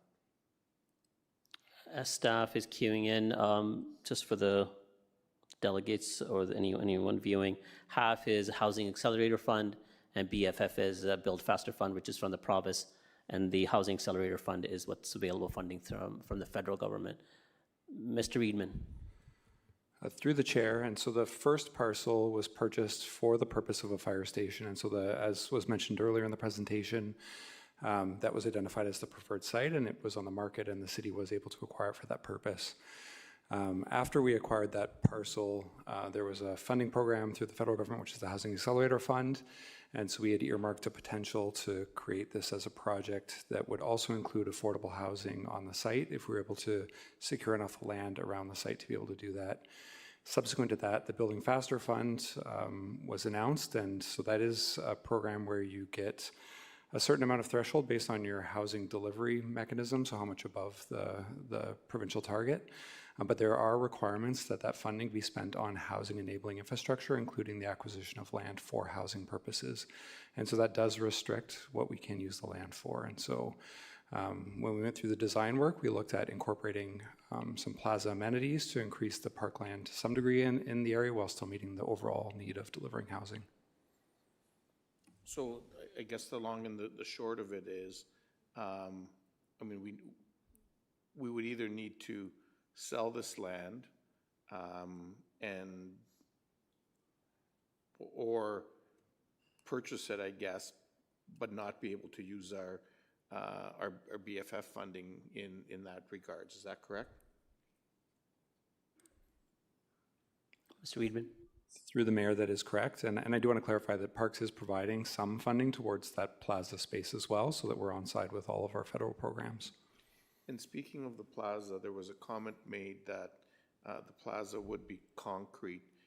That, my understanding is that hasn't been determined yet as part of the project, and in fact, it could very well be a grassed-in area and so on as an amenity. Through the mayor, my understanding is that there is still the ability to refine that design component. Okay, thank you. Councillor Ioannidis. Yeah, thank you, Chair Singh. The mayor asked a lot of my questions. I just also want to reiterate, I guess, if the BCH, Build Canada Homes what, is that what it is, BCH again? That new program, it's targeting bigger projects and not smaller projects, like, so the project that was originally scoped would have not qualified, is that correct? Through the chair, that is correct, and so they are looking at projects at scale, and so within that 300 unit count is their sort of ideal makeup of a project. Okay. And part of that program too, and I have heard from delegates that we should be not chasing the money, but the reality is if we don't have the money, we can't do anything, period. So we have to chase the money regardless. So based on that program, how much money can we get from that program for this development? Through the chair, and so we are still working with Build Canada Homes on the refinement of the overall capital costs and working on an application to confirm what that looks like. And so we can't make any commitments today, but we are working on that application with them. So somewhere up to about 40% of the cost? Through the chair, that's been the typical. Other similar projects have received funding in that Okay, sort of so range if of it was a magnitude. $100 million project, we would get $40 million. Through the chair, that's, you know, if we're extrapolating from other projects, that would be the approximate range. Okay.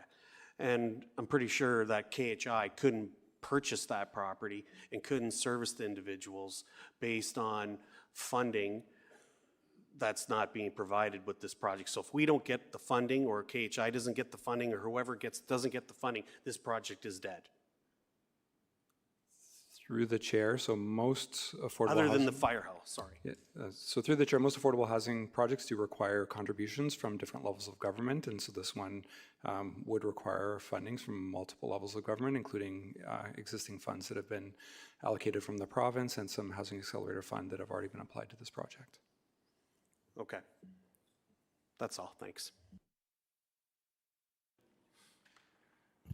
Thank you very much, Chair. I just wanted some clarity on a few things. One of the delegates had mentioned that the community was not engaged, or I'm not sure if I got that correct. So can staff just give us a bit clarity on that? Because what I'm reading from the report is very different from that. Yes, sure. Through the chair, with respect to the zoning bylaw amendment application, the Planning Act prescribed minimum requirements for public notice and consultation. City of Kitchener's public participation policies goes above and beyond the Building Act minimum requirements. It includes, so we've included mailing postcards to occupants and owners to a radius double the requirements in the Planning Act requirement. Notice sign was posted on the subject property on both street fronting.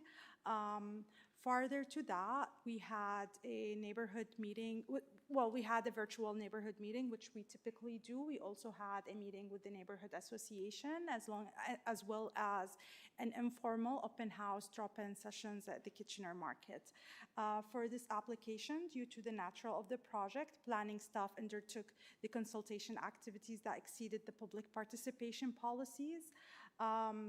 This project was announced by the Mayor State in the city address in 2025, and it has been subject to several media articles. Through those measures of what we've discussed specifically for the Planning Act application and the zoning bylaw amendment application, the city ensured that residents and stakeholders were provided with multiple accessible opportunities to learn about the project and participate, ask questions, and provide feedback. There is no legislation that prevents the City of Kitchener to consider a bylaw amendment for a city-owned land. The city is working with a project team that's largely made up of external experts, including external registered professional planner. The City of Kitchener is also one of the largest land-owned in the City of Kitchener, and we usually consider applications such as a zoning bylaw amendment and official plan amendment. And Kitchener Council is the planning authority in the Planning Act to make decision on site-specific zoning bylaw amendments regardless of the ownership. There's no comments from the gallery, please, anyone that wanted to delegate has had the opportunity to come to the podium and delegate. Sorry. Okay, I'll add to some of the residents' concerns. So we've heard some residents concerned regarding the 19-story, the transition to low-rise and things like that. We assisted that through the planning policies that we have in the official plan and the requirements in the zoning bylaw. One of the consideration that city planning staff have taken is capping the height into 19 stories. And in this specific site, if we are rezoning it to SGA3, SGA3 allows up to 28 stories.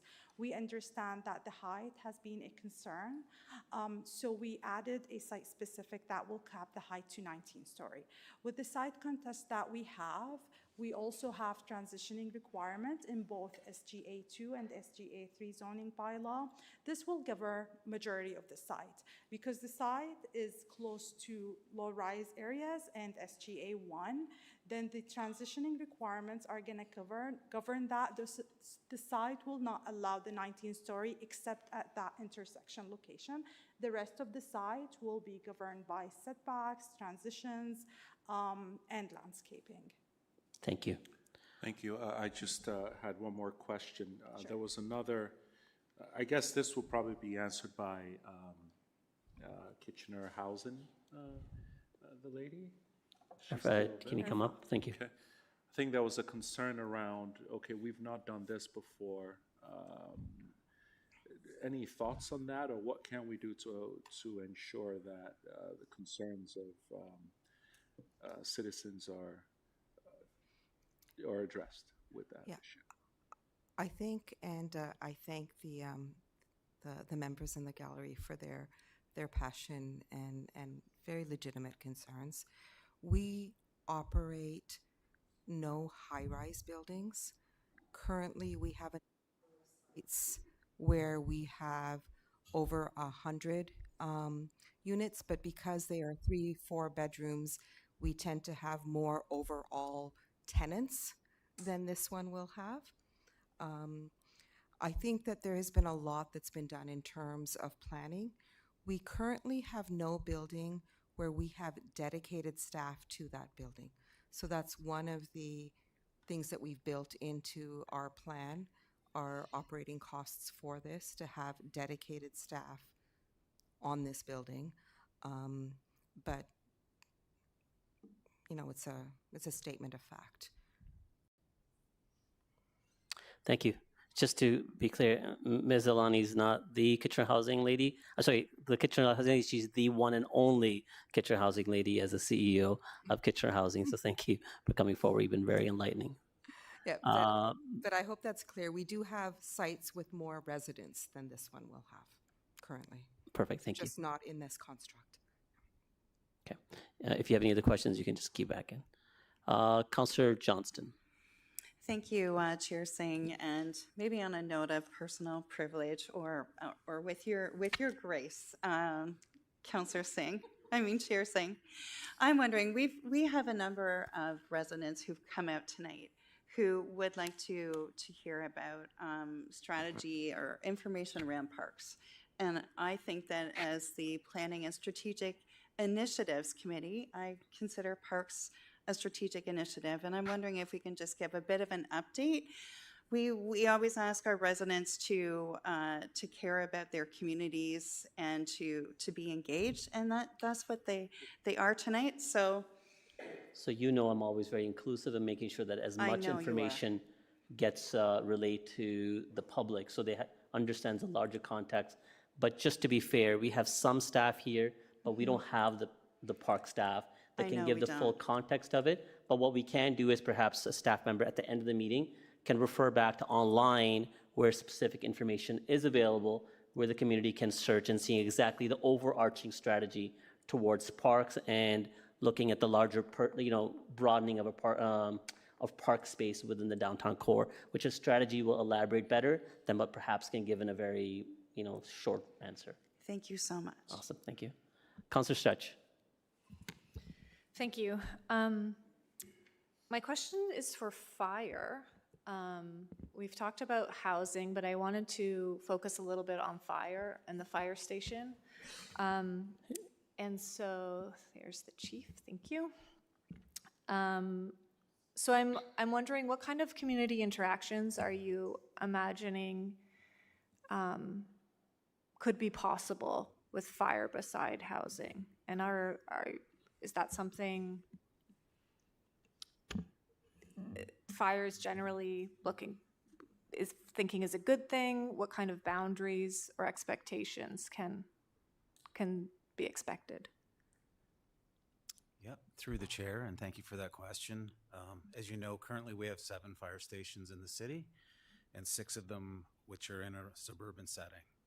So we're very familiar being part of the neighborhood. We have a tradition, actually, of bonding with our neighbors and being present in the community. We attend many, many events. Love My Hood, the pop-up lemonade stands, the road hockey games. Our trucks are always out on the tarmacs. I think we're really good neighbors. Another example might be on Pioneer Drive, where we're beside a community center. There's a schoolyard there. We always have drop-ins on the way to and from school. So there's a lot that we can do to kind of transition nicely into this new neighborhood as well. Great. Are there educational opportunities? And you mentioned being a neighbor. So does that mean people can knock on your door? What does that look like? Through the chair, absolutely. There was a lot of innovative design features in this new station that includes a nice entranceway, a big lobby for greeting people. We have a training room that can double down as a meeting room.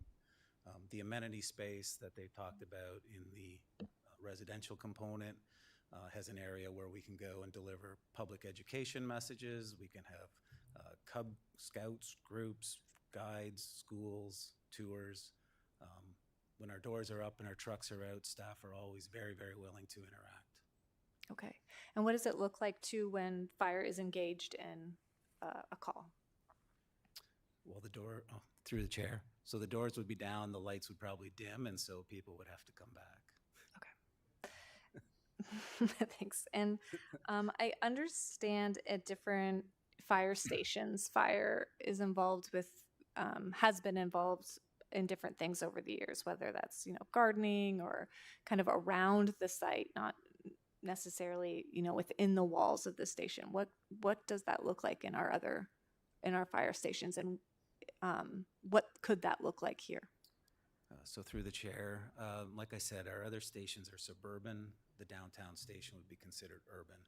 So at our outstations, we do have lawns and gardens and obviously some parking and front entrances to clear. So we do all the work. It'd be just like being a homeowner. We shovel our snow, we plow our snow, we cut our grass, we weed the beds, we mulch the beds, as well as clean the windows outside. Not as much as I'd like, to be honest, to see, but they do a pretty good job. Okay. Thank you. Okay. How much time do I have? Another minute. So I have another question about parking and phasing. I'm not sure who on staff would speak to that. So the context is really what the King East neighborhood has seen over years is some of our worst timelines on development. And so from what I understand, our parking and phasing plan, which now we require for all development, really was born out of this experience of King East and what they saw with contractors, workers parking on their streets, kind of worst case scenario with garbage. And so I'm wondering what the plan is to mitigate that, if there is one. How will this be built, and how will traffic and parking be organized on site? Yeah, so that's where the clarity I was looking for, the housing for the development itself afterwards, but as development progresses, parking for all the various contractors and phasing for all the operating the buildings that would be required to go in and out of the site. Mr. Stevenson. Through the chair, and Councillor Stretch, you are correct. As a result of complaints that we did receive in the King East neighborhood, and there are a few developments within this neighborhood that have had extended timelines. They've also been of a fairly significant scale that required quite a few people working at the same time. As a result of that, we've learned to require a construction phasing and a plan to show during construction how our material is going to be delivered, where will materials be stored, where will workers who are actually building, where will they park. And so we've seen the implementation of that successfully. 64 Margaret is an example where all of the parking was provided across the street on Victoria Street. It was one of the first examples, and there was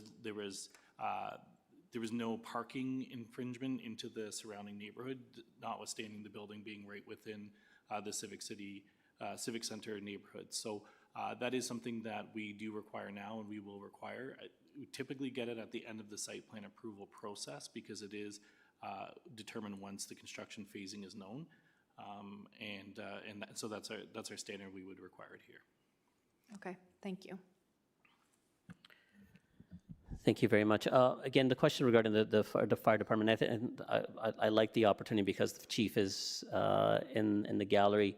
But again, the question isn't regarding, do we allow a fire hall here or not? But I think understanding how the fire hall will overall benefit the surrounding community, I think it was advantageous for the delegations and anyone else watching as well. But just so we stay to the relevance of the discussion for anyone else asking a question regarding the fire department, the fire hall. Councillor Deneau. Thank you, Chair Singh. This is a question for Arwa. We heard earlier tonight, the point was made, did we listen to the community? Can you tell me, were there any written submissions that were in favor of this development? Hold on. There we go. Through the chair, yes, we received some emails that stated that they are in favor and they're in support of affordable housing that's well needed for the community. Okay, so we in fact do listen to listen to the community. That's correct. Right. Yeah, Okay. even at our open house at the Kitchener Market, we did get people passing by and supporting this proposal. Okay, thank you.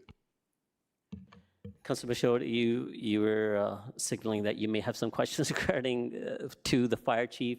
Is it related to the fire hall in context of the development, proposed development? Okay. Bob, if you can come down. I said, Bob, can you come down? I would never tell you to come down. I know better than that. Go ahead. This isn't necessarily for the fire chief, but I just want to go back to the original concept of this whole project. The property was purchased by the city for a fire hall, and the reason for the housing, albeit a high level at a high number, we're in desperate need of affordable housing for people in this community, and we're also in need of a fire hall in the downtown core. Am I correct? Through the chair, yes, that's correct. So where's the closest fire hall for the downtown right now? Through the chair, so it would be on Lancaster Street, Lancaster and Guelph, station number 2. And is that, if you look at other areas, like if you look at Pioneer Park or other areas in the city where all the fire halls are situated, if there was a big fire in the downtown core, would there be enough adequate time for, I don't want to raise any alarm bells, but enough adequate time for the fire department to get to a fire in the downtown core from Lancaster? And if it was a larger fire, how would that look? So through the chair, so we have response modeling, and so for any structure fire, it's a minimum of 15 staff on scene, and each fire truck carries 4 people with aerials carrying 2. So it's all about our depth of response and how fast we can assemble 15 firefighters on scene for a residential fire. Right, and given the density of the downtown core, we are in need of another fire hall in that area. So through the chair, the consultant report clearly identified that we're underserved in the downtown, especially with the population surge and the height of the new buildings. Right. So that's a whole different story. We can get into that later. But what also happens is when Station 2 on Lancaster responds into the core, especially the East End, now their district and Kiwanis is underserved. Right. Right, so, and the building that is going up is just inefficiency. It's also, not only will it house people who need homes and affordable homes, it's also an efficient way of building affordable homes for people. Through the chair, that is correct. The initial project was to build a fire station, and when the lands adjacent to it became available, the city acquired them as well for the housing piece. Thank you, thanks. You're welcome. Thank you. This is for staff. What about the water scarcity concerns in this development? Thank you, and through the chair. So at the May 6th Regional Council meeting, the Region of Waterloo passed a water allocation policy which directs local area municipalities, including the City of Kitchener, to develop our own water allocation bylaw. We will be bringing that to Council shortly, and that will determine a prioritization framework for how the city will be able to assign water allocation once it becomes available. The question of when water will become available during the capacity constraint period will be somewhat answered on June 3rd at Regional Council when the interim risk-based framework is presented and considered by Regional Council. So we anticipate that in the coming months, there could be water allocation that is made available to area municipalities. The region's undertaken a lot of work, including some capital improvements, some side stream treatments at Mannheim plant, and as a result, there will be increased water capacity within the system. And then the City of Kitchener will use our water allocation bylaw based on a prioritization framework to make measured decisions on how and what development moves forward. Okay. My second question had to do with the 2.0 square meter of amenity space per unit. What's the requirement, and like what does this actually mean? Through the chair, so the zoning bylaw requires private amenity of 5 square meter per dwelling unit. So we took that into consideration, and while this on-site private amenity space is reduced, the development incorporate a public accessible amenity spaces that includes the community room and the urban plaza, which will be available to be used by the wider community as well as the residents of the building. Considering those to be located all fully on-site, the total amenity space per dwelling unit would be about 4.2 square meter per dwelling unit. But just because the zoning bylaw specifically speaks to the private amenity, that's why this application sought a zoning request to ask for the 2 square meter, but the site overall provides more. In addition to what we've discussed, this site is currently located in downtown Kitchener, which is close to many public accessible community spaces and within walkable distance to other spaces that residents can use. Yeah. So you say that the community space would be available to residents in the neighborhood, not just residents of the building? So yes, so the site will have a community room in the ground floor as well as the urban plaza. Those will be used by the wider community as well as the residents of the building.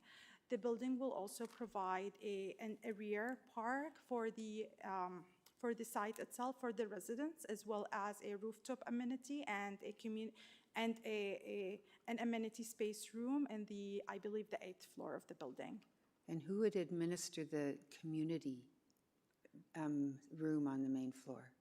That would be by the Kitchener team. I believe the City of Kitchener, but I'll also refer that to the IPD team to answer that detailed question.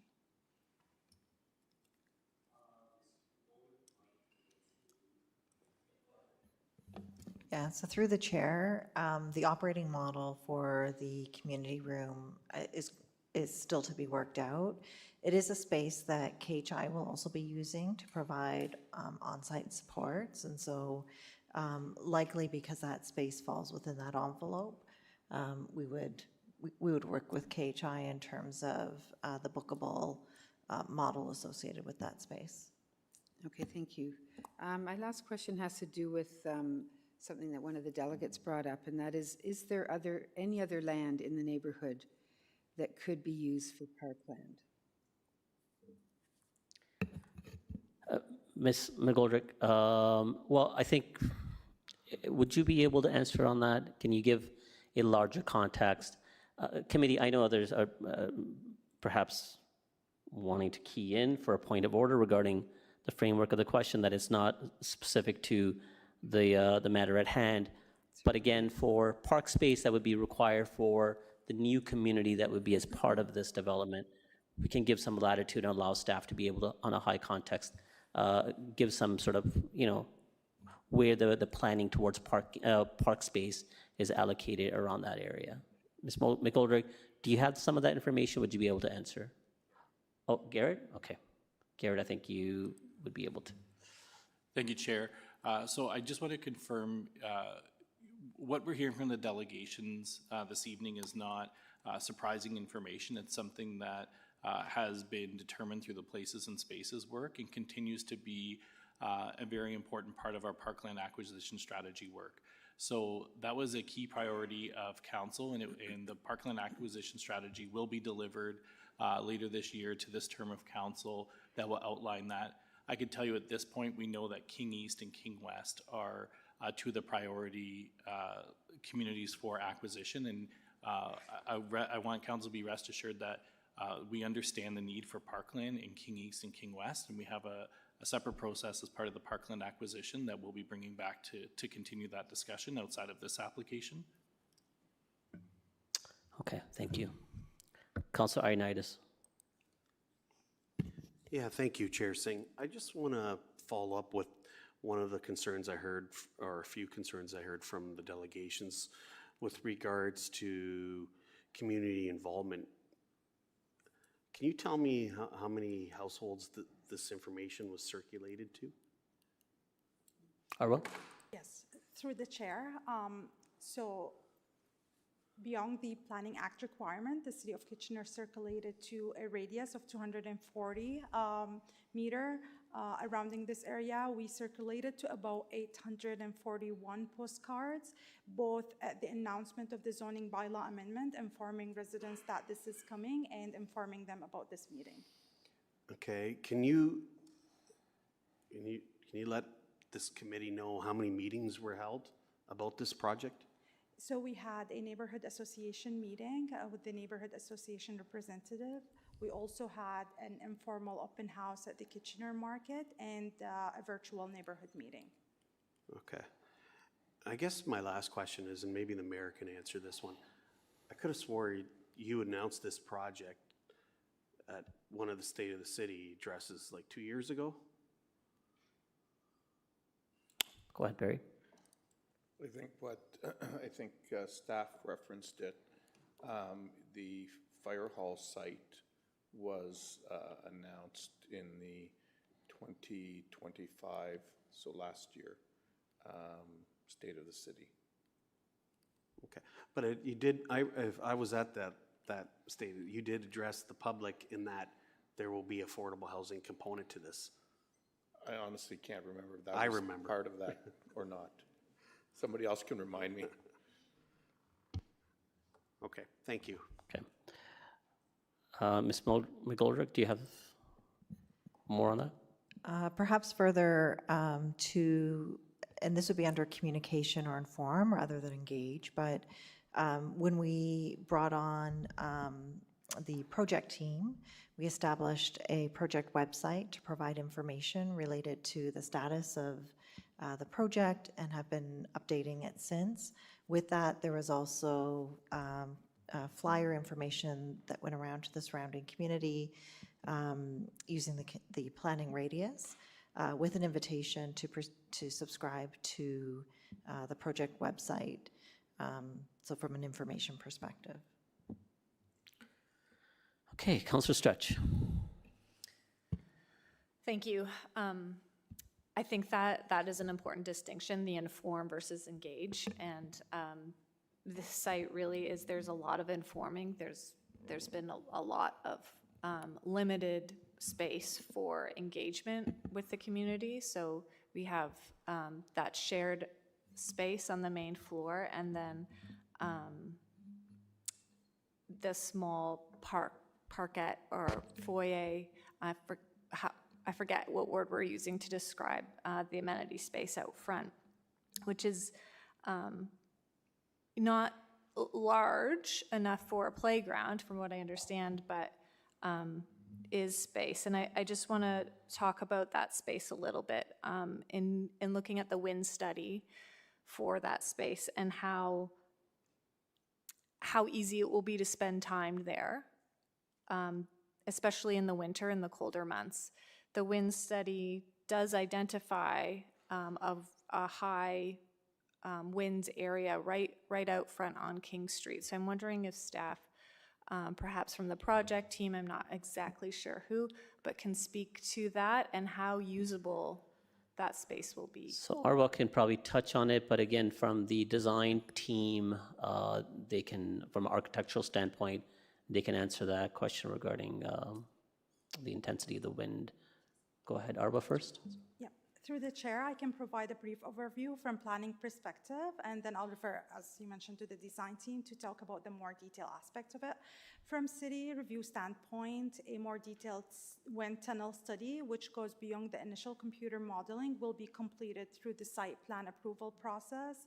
The study will assess the pedestrian level wind condition in detail and help refine the building design. The primary wind study goes, it does identify some area of occasional pedestrian discomfort, primary at the northwest corner of the building along the portion of King Street. These type of localized effects typically, they're very typical in high density urban environment. Through the wind tunnel study, the design will be further refined with mitigation measures. Those will include things like canopies, projections, landscape features to help defect those wind effects. All those recommendations will be fully reviewed by our urban design team and make sure that they're within our guidelines and policies and they're acceptable. Thank you. Do you want to add something further, or? So in terms of the design of that plaza, it was pushed inward, understanding prevailing winds coming from the west. So, and for context on the wind study, it was a desktop study that was completed, which looks solely at the building massing and form and doesn't take into account any subsequent architectural or accessory features, which include trees. So, as Ara was saying, as part of the process, that Urban Plaza does include foliage and planting and trees, which will also further help to mitigate wind, especially as you get closer to the street where it's been denoted as being less comfortable at a walking, strolling activity. And if you want to take a look at it on the screen, it shows kind of, oh, do you want to go back? Yeah. This is the computer modeling, the stresses. So sorry, you were just speaking about that red uncomfortable being in the middle of King Street there and not into the parquet. Yeah, so how the wind studies, they work, they look at whether you're sitting, standing, strolling, or walking, what would be a comfortable activity for that area. So anything in the dark blue is comfortable to sit for a prolonged period of time. The standing would be an area where you could comfortably stand, talk, not move around without being comfortable. And then similar strolling and walking. So that area noted in red in the center of King Street would be the most uncomfortable spot from a wind perspective, whereas you can see in the Urban Plaza, especially close to the building, that becomes a comfortable spot in the winter, which is always more harsh in the summer for both sitting and standing activities. Okay, thank you for that.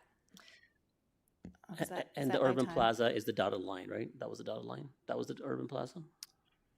The dotted line is the parquet at the rear for the residential amenity, and then the Urban Plaza is at the front, fronting onto King Street. Right.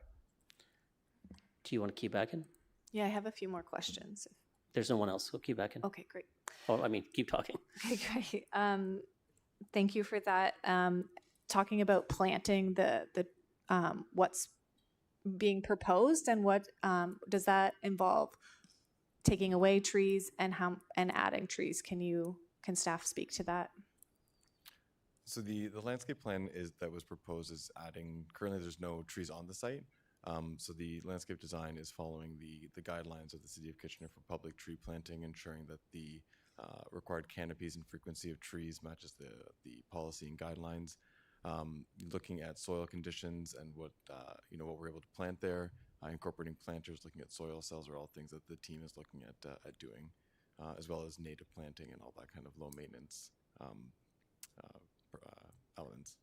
Great. And the need to be removing trees from the site, has that happened? Is that going to happen? Arwa? Arwa can speak to that Through one. the chair, there are currently no trees located on the subject property, and there's no trees within the adjacent public boulevard. However, several trees located on neighboring private properties may be impacted during construction activities. So in response to that, the applicant team has prepared a vegetation management plan and arborist report to assess the situation of those impacted trees through the development. If there's any impacted trees, then there will be coordinations with the owner to determine removing the trees or providing a proper solution. So as part of the proposed development, new trees are planned to be introduced on site on both the private and the public amenity area, as well as trees on the street boulevard that will improve the streetscape and provide enhanced urban design and urban tree canopy. Great.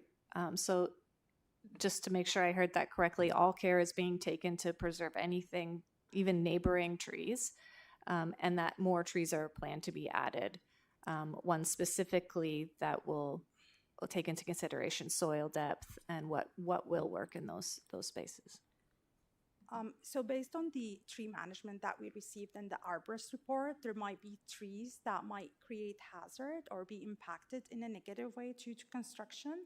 The design team will take appropriate measure to protect the trees as much as possible, and if not, then they will arrange with the property owners of adjacent properties to determine either removing or replacing those trees based on our private tree bylaw. Okay. So they will make sure they are within the private tree bylaw, and any solution will come, we'll make sure it complies with that. Wonderful, thank you. I'm going to ask another question about parking because it is a concern. Just the density and the inevitability that there will be people who visit, there will be caretakers or wraparound services that need parking. So what are we advising? There were several options. I imagine street parking should not be what we're solely depending on. So I want to hear from staff how we could possibly work with Kitchener Housing to ensure that parking garages, other nearby places are being utilized. Sorry, if you want to outline to your understanding of the public parking spaces that are already available, adjacent or close proximity to the proposed development. You've already outlined LRT diminishes the need for vehicular ownership, but again, more of parking for visitor parking. And Mr. Weedman, I'll come after you afterwards. Go ahead. Through the chair, so starting with residents of Kitchener Housing, again, so the city provides parking structure that can be rented on monthly basis. Now, besides that, we understand that there might be a need for visitor parking. From that, the site is providing the Class B bicycle parking, which is intended for short-term and visitors.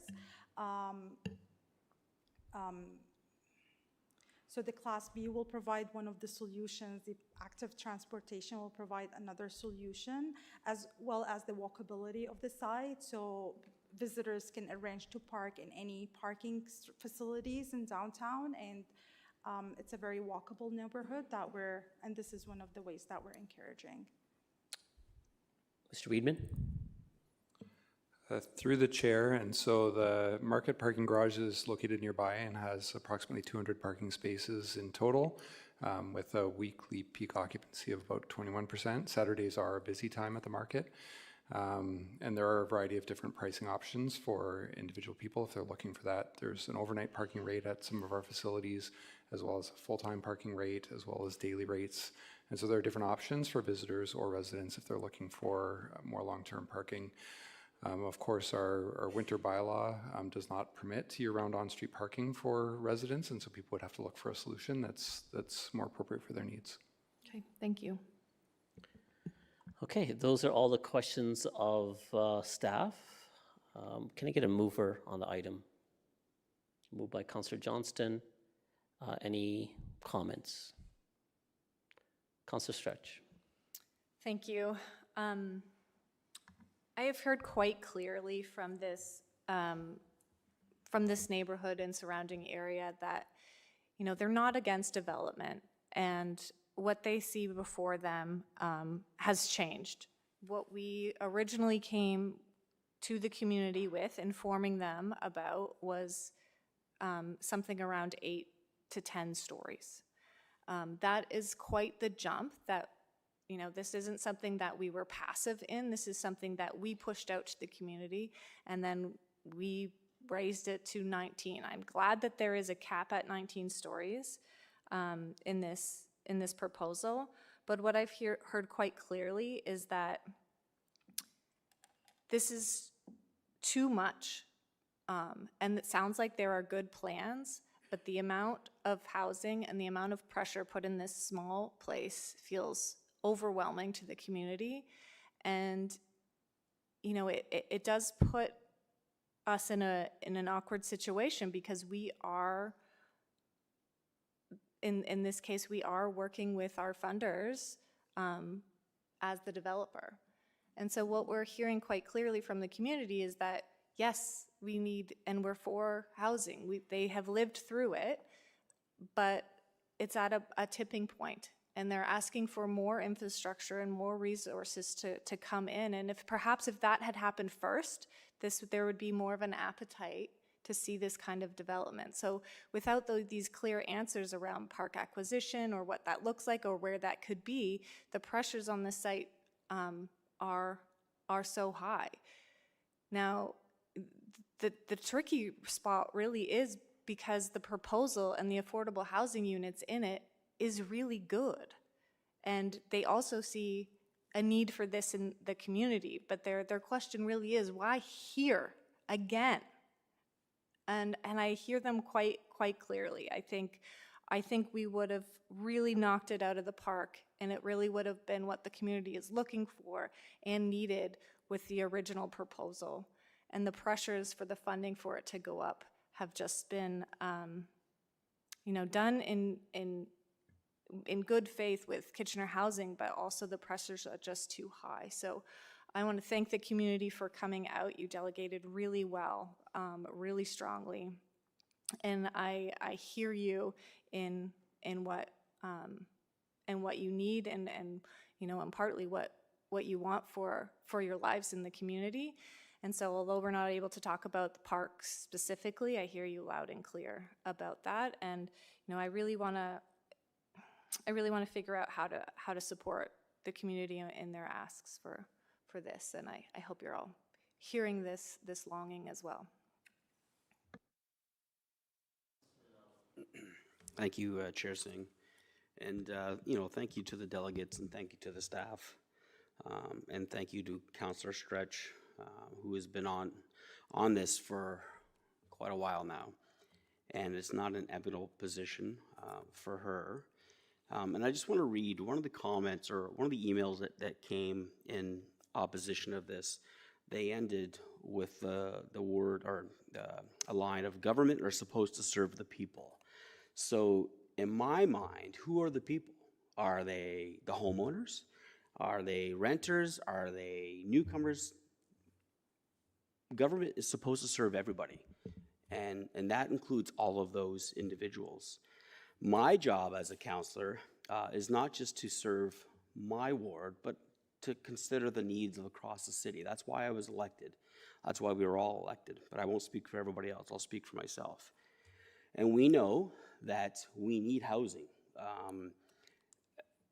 I can't tell you, I probably count on hands and toes how many times we have delegations here telling us we need housing, but more importantly, we need affordable housing, and we need deeply affordable housing. That doesn't exist right now. We have a huge waiting list for people who need housing, whether it's 1 bedrooms, 2 bedrooms, or family units. That is the need, and I understand, and I do appreciate that this community downtown has been has been in a void of green park space. And I'm hopeful, after hearing tonight, that there is more information to come. But we have a need here, and that's affordable housing. And I wouldn't be able to go back to my own community and say, well, I turned down millions upon millions of dollars and said no to, I believe, a good housing project. And I'm not saying the 19 stories is, you can, yeah, I get it. I get where you're coming from. And the 19 stories did worry me. But that's the only way to make this feasible, this project feasible, to provide units to people actually who need them, probably more than anybody in this room at this point in time. I won't lie to you, the parking concerns me. I think in 20 years, we are going to look back at this moment of not just tonight, but of the last couple of years where we have really reduced our parking requirements. The car is not going away anytime soon. I really think we're gonna have a reckoning at some point in time in the future. And additionally, you know, the downtown core has been asking for a grocery store. And if we're putting so many people downtown, we have to look at that as well. Central up King Street is too far, especially if you don't have a car or you don't want to use public transit. And so there are many downfalls of this specific ask of KHI, but I believe the overall benefit outweighs the negatives. And so I will support this. I think it's long overdue that we actually build affordable housing. And I know somebody in an email said, well, we have units that's vacant. You're right, we do. It's because they're not affordable. I have no doubt in my mind that once these units come on board, they will be snapped up in a minute, thus allowing other people to move into the units that will move out of the existing portfolio of KHI. So I will support this.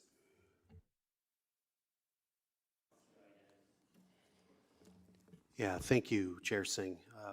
Just to follow up, I agree with the majority of the comments made by Councillor Deneau, but I would like to correct him a little. There is the market there, and we spent at that time back in 2000, I think it was in 2000, we spent $30 million or something like that, I can't recall. For that purpose is to build density around there so that could support that market. So that's something that's been in the works for 20 plus years. As far as grocery stores, we've heard time and time from the major grocery chains that wanting to locate in downtown, we don't have enough density of people for them to want to locate. So those are the challenges that we've been dealing with for many, many, many years. And here we are bringing some density. In a perfect world, I mean, we would have built the development the way it was proposed, 7, 8 stories, but we don't live in a perfect world. We live in a world where you constantly have to pivot and issues arise on a daily basis. And the funding model changed during that time, which was a significant blow, but we have to follow where the dollars are. As you had stated, as others have stated, that there is a massive need for affordable housing. Well, affordable housing just doesn't come out of the air. There has to be incredible amounts of other levels of government in financing these projects. There's just no money for these, and I think if you were to look at this from what I've seen proposed, and from what our experience with the IPD program, this is a marriage made in heaven, in my opinion. So I feel like what I've seen here checks off every single box that we've heard in this community over and over again, constantly, is what I've heard about when it comes to affordable housing. And you mentioned it's deeply, and Jason mentioned it's deeply affordable housing. So as far as the parks is concerned, I don't disagree with what the residents are saying. I feel like there is a shortage of parks, but that's in a different process, and we will look at that in a different time. Yeah, should have been sooner? Sure, it should have been sooner. But that's not how the cards were dealt, and this is how everything was laid out. Again, it's not a perfect world. But in my opinion, this is the perfect situation for affordable housing. This is a perfect situation for our fire hall. It was identified as one of the #1 spots, and how lucky can we be that it came up for sale? One of the other things we don't talk about is the efficiencies that we're going to get from this fire hall being next to this affordable housing, the construction and all that stuff, all the efficiencies in there. I don't know what the dollar amount is, but I know it's pretty significant. So there's another community win. To me, there's too much good in this to focus on just the parks alone. And again, no one here is saying that we won't look at the parks. We will look at the parks. I don't disagree. And so I wholeheartedly support this project, and I think it's going to be a transformational project, and I sure hope we get the funding for this, because it's somewhere, in my opinion, up to $40 million if we're lucky for this community when it comes to affordable housing. So that's all I can say on this one. Councillor Chapman. Yeah, thank you. I'll start by saying, yeah, it's great to have a new fire station, and I think it's much needed. And it's wonderful to hear the proposal to bring in 280 affordable units. Not all deeply affordable, but some at 80% of market value, which is, you know, more what's come to be known as attainable, not affordable.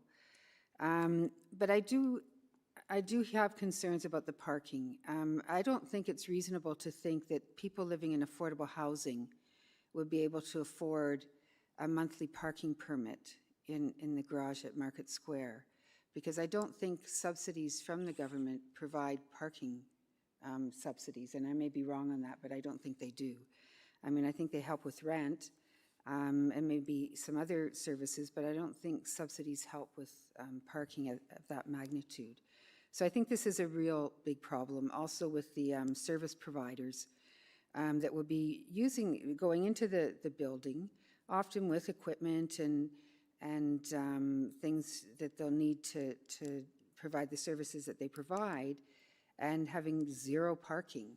I kind of wonder if as the city we're being responsible in this way, given the nature of the units that we're proposing to build here. I hear the concern about the size of the building that started as 8 stories, 8 to 10, and now it's 19. I mean, that's a huge difference. It's not like 1 or 2 stories bigger. It's quite a huge difference and gap. And finally, the thing I want to point out is, well, of course, the lack of parkland in the area, but for some reason we don't want to talk about that. But then also the size of the parkette. I think it's inadequate for the density that we're proposing in this area. Without, you know, we've got 2 3-bedroom units, which hopefully will bring families with children, and yet we don't have, you know, a park on the site that's big enough to meet their needs. So I just want to point that out. I'm a big proponent of affordable units, affordable housing, and I don't know what can still be tweaked during the site plan process to, you know, make sure that we do get it right with the parking and with the building size. I'm hesitant to support it, but I hate to lose the opportunity of the 280 affordable housing units. I also worry about the water scarcity and the parkland acquisition, both of which are coming to us at later dates, not now. Anyway, I'm kind of thinking aloud right now, but those are my thoughts. Thank you. Councillor Davey. Yeah, thank you, Mr. Chair. Just at the No, I think it's just it bears repeating the parkland versus the affordability, the clarity on that, and that was never really the question here. I hope that's been made clear. But effectively, if this was to become parkland, we would have to give back a bunch of money and then pay for it ourselves, and it would probably be the most expensive parkland per square foot in the history of the city of Kitchener. So that was never the intention, and that is being dealt with in a separate process. Having said that, I get the community coming forward and requesting that, not only because of the lack of parkland, but because they didn't have all the information that we had. I actually really appreciated Mr. Wales' presentation on that. And if I had the same information that you had, I'd probably come forward with something very similar. So that's not a knock at all. It's just the reality of this process. I do want to speak a bit about the parking. I'm 100% with Councillor Stretch in that. My concern is the wraparound services, the visitors, and that's something that we're going to have to address. What I'm actually not concerned about is parking for the residents here, because we have to remember some of the folks who are going to be applying here, they're moving into an affordable building because they are low income. Like, these folks are not going to have vehicles. They're not going to need to have a parking spot, many of them, because the hope and dream is that they're going to be taking our public transit. And the Ion stop is, by my quick look here, is about 2 minutes away, right? So if folks that are, and just a reminder, people never really look into it that closely, but the average cost to own a vehicle per month between depreciation, insurance, gas, all that sort of stuff, it's about $1,300 a month. This is something that people that are looking for affordable housing do not have the luxury to enjoy. So they rely on public transit, and the Ion stop, again, is 2 minutes from this location. So it makes so much sense from that perspective, from the efficiency perspective, mentioned by Councillor Ioannidis and Councillor Deneau. I believe all your comments represented myself as well, even though you said you're only representing yourself. But no, I think this is a great project. I know there's a lot of T's to cross and I's to dot before we get over the finish line on this.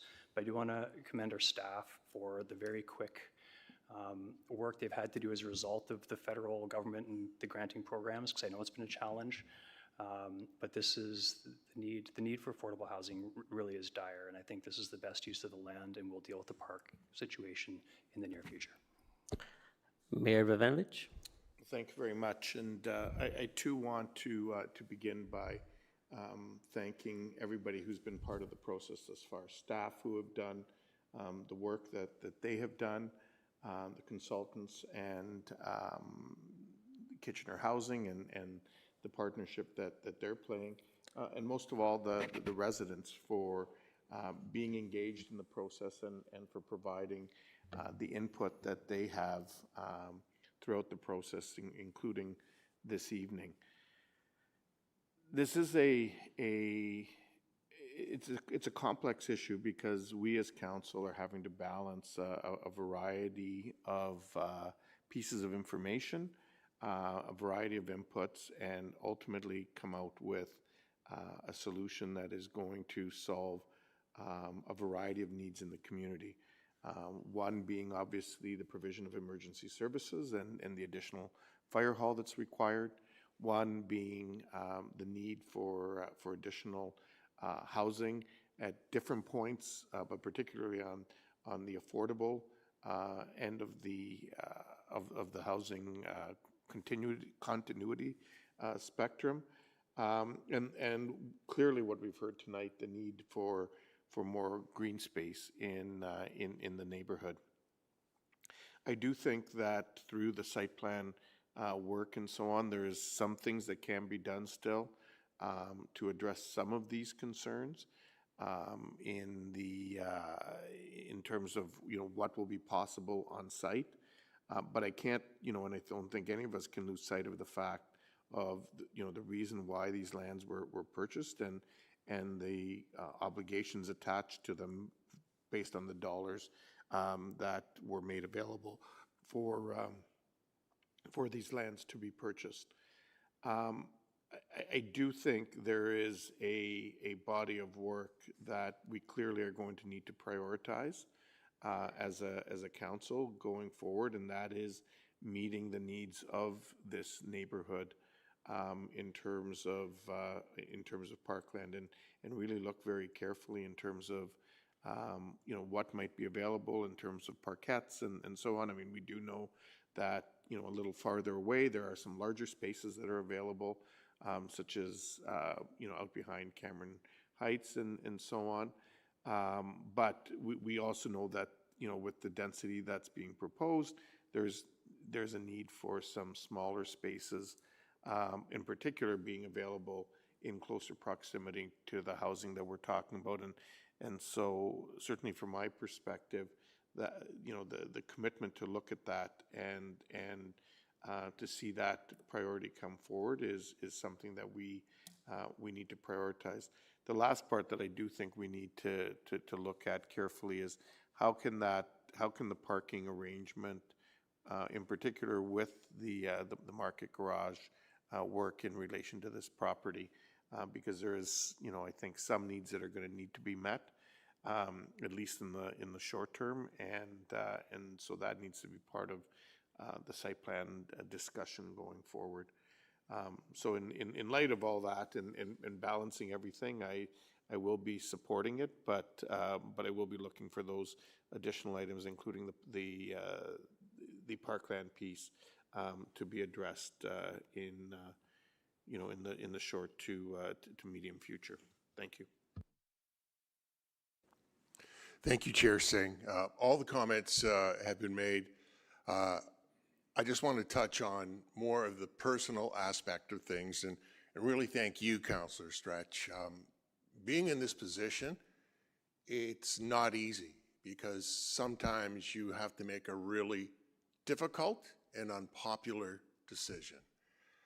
I can tell you that Councillor Stretch has been speaking to all of us with a lot of care and compassion. It's conflicting. As a councillor, we have residents that come to us with issues, and we can't always give them the answer that they want to hear.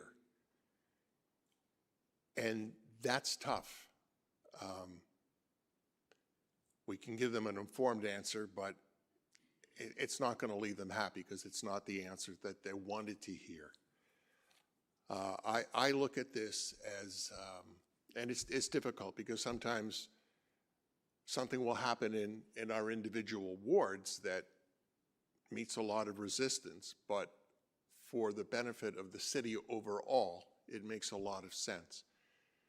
The ability to add a fire hall with the safety that's going to, the safety increase that is going to bring. We're talking about deeply affordable housing that is geared to income. We hear about that. This is something that is so needed. And to truly care for people, we have to make decisions like this to support a project like this. So again, the comment was made, are we listening? And I will tell you that we heard you loud and clear about Parkland. Council is well aware of it. Staff is well aware of it. We will be dealing with that for sure. So just want to thank everyone for the comments tonight because you did make a difference. I will tell you that. So thank you. Thank you, committee. I'll just make a couple comments myself because I think this is a very momentous opportunity, one of a kind that I don't think this community has ever faced before. Far too often, we're not strangers to towers as applications for development. We've been quite lucky over the last 10 years, and you see the various different cranes that are across our city. I think there's a total of 12 or so that are just in the vicinity of our downtown core, and many of the towers that have already been built. The question that we all ask, we love asking it because we feel like it's an important need because we're standing up for those that don't have a voice. And we love asking this, how many affordable housing units?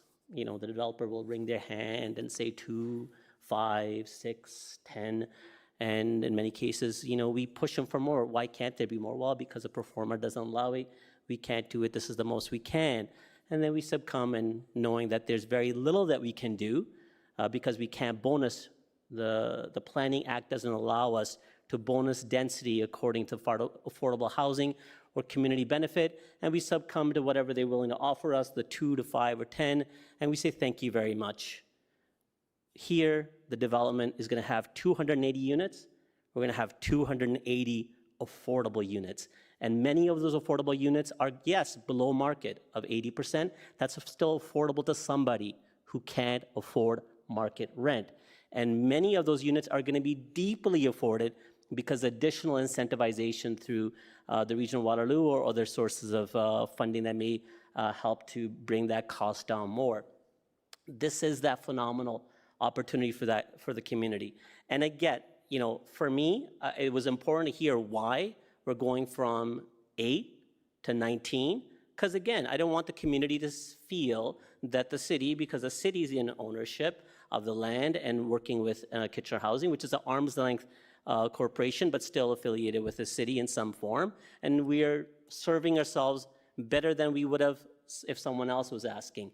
The land initially was purchased for the fire hall. That's not in question. The fire hall's still going ahead. No one's discussing here, should the fire hall go ahead or not? But then we saw additional opportunity and we procured adjoining parcels at a significant premium. It wasn't cheap at all, but we were fortunate because we had the funding available from higher orders of government. Had that funding not been available, we probably wouldn't have bought it. We most likely wouldn't have been able to afford it. But because that funding was available, we purchased it and we looked at the broader community input and broader community benefit. And because the parcel size allowed it, allowed us to go beyond the 8-story. Initially, had it been just a fire hall, we could have done maybe up to 8 stories above the fire hall. Still great, still fantastic, some affordable housing units, but funding was available, we bought the adjoining land, and that's why that funding is specific to the affordable housing component. Again, I didn't hear a lot of concerns about height from the delegations, and I appreciate that. They don't see necessarily as a concern, because these are downtown residents who are quite akin to seeing high density. Well, guess what? Across the street, there's a 24-story something. This is the 19-story. This is providing a transitional framework of planning that we talk about. So, you know, they could have gone higher to the 28 units, what SGA 3 allows, but they're doing it to make sure that there's a transition from an 8-story to a 19-story from across the street, whereas a 24-story. So again, the height density makes sense because the city invested sufficiently into procuring the necessary land that allow that transitions to make that 19-story appropriate. The next step is about the parking. Yes, I agree, parking is an issue. We would love to be 10 years in advance where there's autonomous cars everywhere. You punch on your phone and a car picks you up and drops you off. And again, the community has invested $1 billion or so into light rail that makes transit more convenient to the community. So we will have to figure out that parking question, but the fact of the matter is the zoning allows zero parking. We supported this. This is no surprise. We should be looking at this and say, how dare staff ask for zero parking? We quite emphatically supported a shift in our planning policy in our core that allows for zero parking because we invested $1 billion in our core, connecting our community from one connection to the other. So yes, parking is important, but also where we're asking for affordable housing, where the affordable housing is going to be 100% of it, if parking was a necessity for the site's large enough, we probably could have had a 4-story podium of parking. We probably could have had 50, 80% parking. But guess what we wouldn't have then? We wouldn't have 100% affordable housing either. It's what we need for the community. And about the park space, I don't want us to avoid our responsibility to park space. I think that's why the commitment of this council has been to support the places and spaces framework that already allocates the necessity of funding towards parks in our dense areas where we will have to procure land, hopefully not expensive premium land like this for parking, for park space, and that's going to be part of this responsibility. But the park is a great need for the community. It's not an absolute life necessity. What is a life necessity is housing. For many people that are in precarious life circumstances where they don't have housing at all. And this is an opportunity for those individuals to have that quality of life and to be able to have housing over their head. So that's why I think we can build the housing while we work towards the nice things to have as well, which is important to any community, which is park space. And that's why I hope, and I said I would bring light to this at the end. I don't want anybody watching or in the gallery to assume that we're not giving enough attention to the park discussion. Staff have already, as I said, the Spaces and Places is a document that's already underway. Hopefully for the delegations, I'm looking at the clerks, hopefully that document can be emailed to all the delegations so they can have a better understanding exactly what the city's strategy is towards park space. And again, if more questions arise from it, I welcome you to engage with our staff, engage with this council to put that increased responsibility in us to move forward on that important work plan as well. Anyways, I've said all the things that are important about this project. Councillor Deneau, I will touch on, I think you didn't necessarily mean it that way, but you said there's some downfalls of this development. You talked in support of it. But again, as Councillor Davey has already said, we have the market, which is just maybe 50 meters away, and then there is a grocery store just that got recently built that's on the other side as well that provides that important amenity as well. So with that, the item has been moved by Councillor Johnston. Seeing no other comments, all those in favor? Okay. Oh, all those in favor opposed? And that carries unanimously. Thank you. To the delegations, this is a planning committee. We've approved it. It goes to council for ratification. Typically, it just goes to ratification. But again, there are a number of questions that were raised. Hopefully, that'll be an opportunity for staff up until this item comes back to council, that they'll be able to answer if any questions weren't appropriately answered through the committee. And I look at our staff to engage with the delegations going forward as well. Thank you. Councillor Johnston. Thanks, Chair Singh. And we had said that we were going to give a brief overview of where we are with the park strategy. Sure, I don't mind that. Which would and be that's nice why I to was do saying, before yeah. people leave. No, I agree. Yeah. That's why I was, Thank again, you. encouraging that they Wonderful. look at the Thank you. document as well. Yeah, But thank you. I'll see Ms. McGoldrick or who would be the appropriate staff person? Yep, go ahead. Through the chair, so further to what I shared earlier, the parkland acquisition strategy will be coming to council, this term of council, for consideration and ultimately approval. Through that work, we are looking at acquisition and the multiple various ways in which we can acquire parkland, whether that's through a development application, whether that's through a purchase and acquisition, whether that's the reuse of existing city-owned lands, whether that's a partnership with another publicly owned body like a school board, region, or other levels of government. And we intend to bring forward a strategy that council can consider with the prioritization on King West and King East. Denise? Yes, and so Garrett provided the overview in terms of the parkland acquisition strategy, which is being led by planning staff. There's also the matter of the quality of park space in proximity to the King East neighborhood. And so staff are initiating public engagement efforts. There was already work planned for Kaufman Park in terms of engagement, but those efforts are being expanded in terms of park bundles to include Margaret Green and Knollwood Park. We did have a discussion around some of the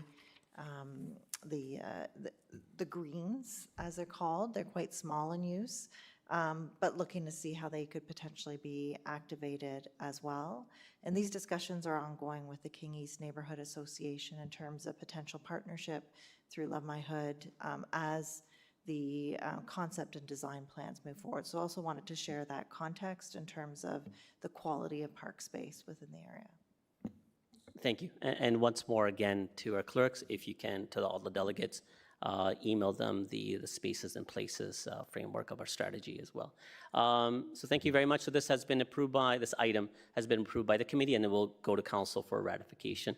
And we still have one more item before us, committee, just so, again, for the delegations and the public, so that they understand, we had initially 1 hour allocated for this. We spent 3 hours. I'm glad that we didn't rush through it, and we gave the appropriate time to have a fulsome conversation on this. Before we go to the next item, maybe it's beneficial for us to take a couple-minute break for a bio break. So Through you, Mr. Chair. Apologies. I just want to make sure that you note on the chair notes that this item will go to special council on Monday, June the 1st, which would not be its typical. So to anyone walking out, it won't be the next council meeting, but June 1st, which is a committee and special council for that day. So June the 1st, it will go back for ratification. Thank you. Thank you, Madam Clerk. Okay, so say 5 minutes, guys.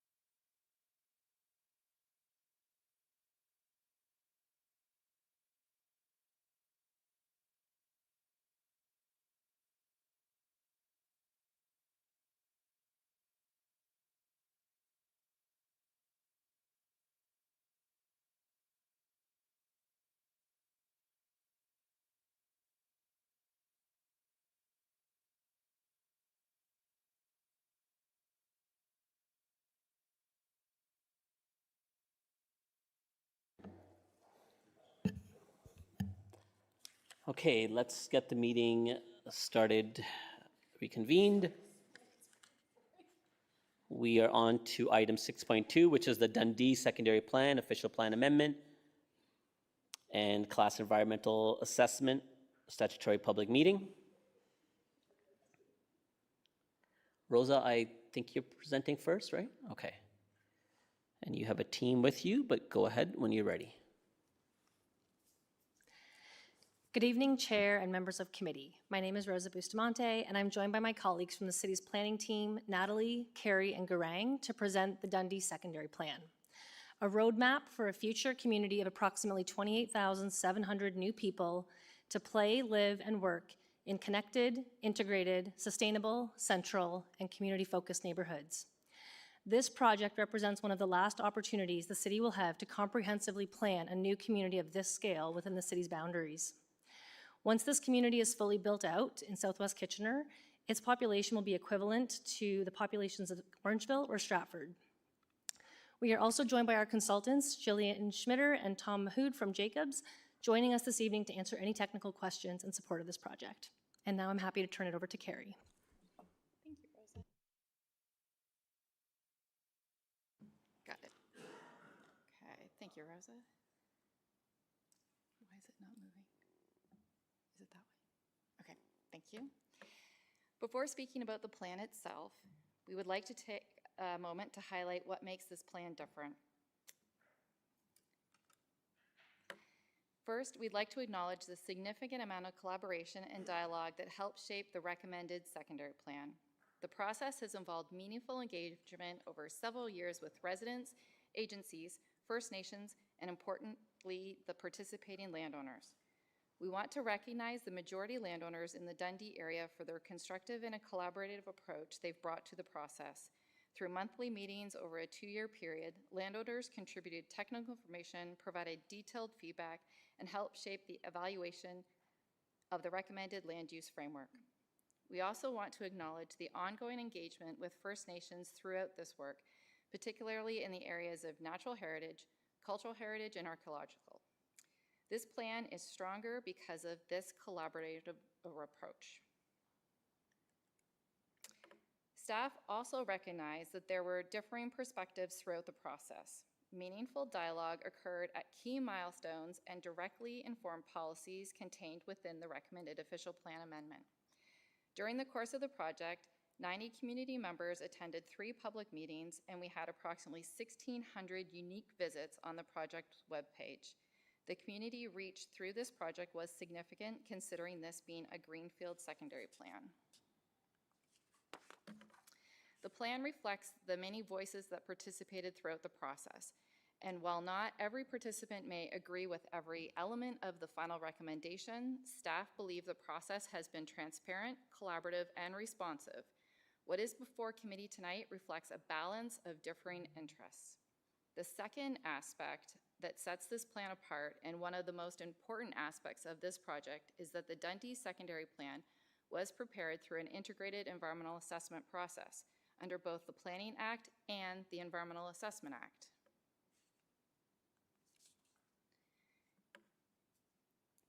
A problem and opportunity statement, as shown on the slide, guided the process. Environment, infrastructure, transportation, stormwater management, cultural heritage, and land use planning considerations were integrated from the beginning. This allowed technical studies and land use decisions to inform one another. The third aspect that made this plan different is the emphasis from day one on city building through big moves. The Dundee Secondary Plan represents Kitchener's newest neighborhood and also our last major planned greenfield community. That distinction matters. Because this is likely one of the final opportunities for the city to comprehensively plan an entirely new community from the ground up. Historically, many greenfield communities were designed primarily around the automobile, with services, transit, parks, and community destinations arriving later. The Dundee framework intentionally reverses that approach, and staff approach this work differently by focusing on the 5 big moves. The big moves are large-scale and long-term and help address issues or take advantage of opportunities within the community. The plan before committee tonight reflects a balance of many voices that participated throughout the process. It has considered all relevant provincial, regional, and local plans and policies, as well as the findings from supporting technical studies.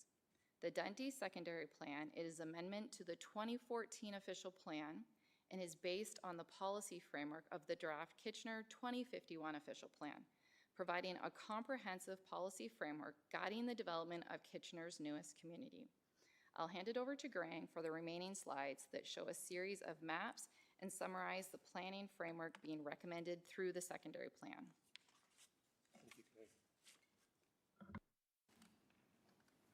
Thank you. So the map on this slide shows a planned community structure that shapes the distribution of land uses in the community. So you'll see places to protect, that is the green areas, including the natural heritage and open spaces, and places to grow, that includes a new strategic growth area, also referred to as the Dundee Urban Center, and neighborhood growth areas that will accommodate growth and change and offer a range and mix of housing types and uses. The plan includes placemaking policies that prioritizes community design to create a sense of place and support opportunities for investment, particularly in the Dundee Urban Center. The plan also includes policies to manage growth in the community to ensure that as the area develops, it will do so through an orderly progression in a fiscally responsible manner that is coordinated with infrastructure and facilities. The accompanying policy framework prioritizes a broader range of housing options, including opportunities for different household sizes, affordability levels, and life stages. The natural heritage system, trees and hedgerows, and open space network have been intentionally integrated into the public realm. The result is a plan that aims to preserve and enhance the ecological function of the Blake and Cedar Creek subwatersheds while still accommodating growth. Policies in the plan support conservation and/or enhancements of the natural features through requirements for buffers, opportunities for ecological restoration, and a monitoring program. Policies also ensure flexibility in securing parkland and open space to serve future residents. The plan identifies the cultural heritage resources and corridors within the community, and the policies and the accompanying policies ensure that development conserves, maintains, and/or enhances the heritage values and heritage attributes of these resources.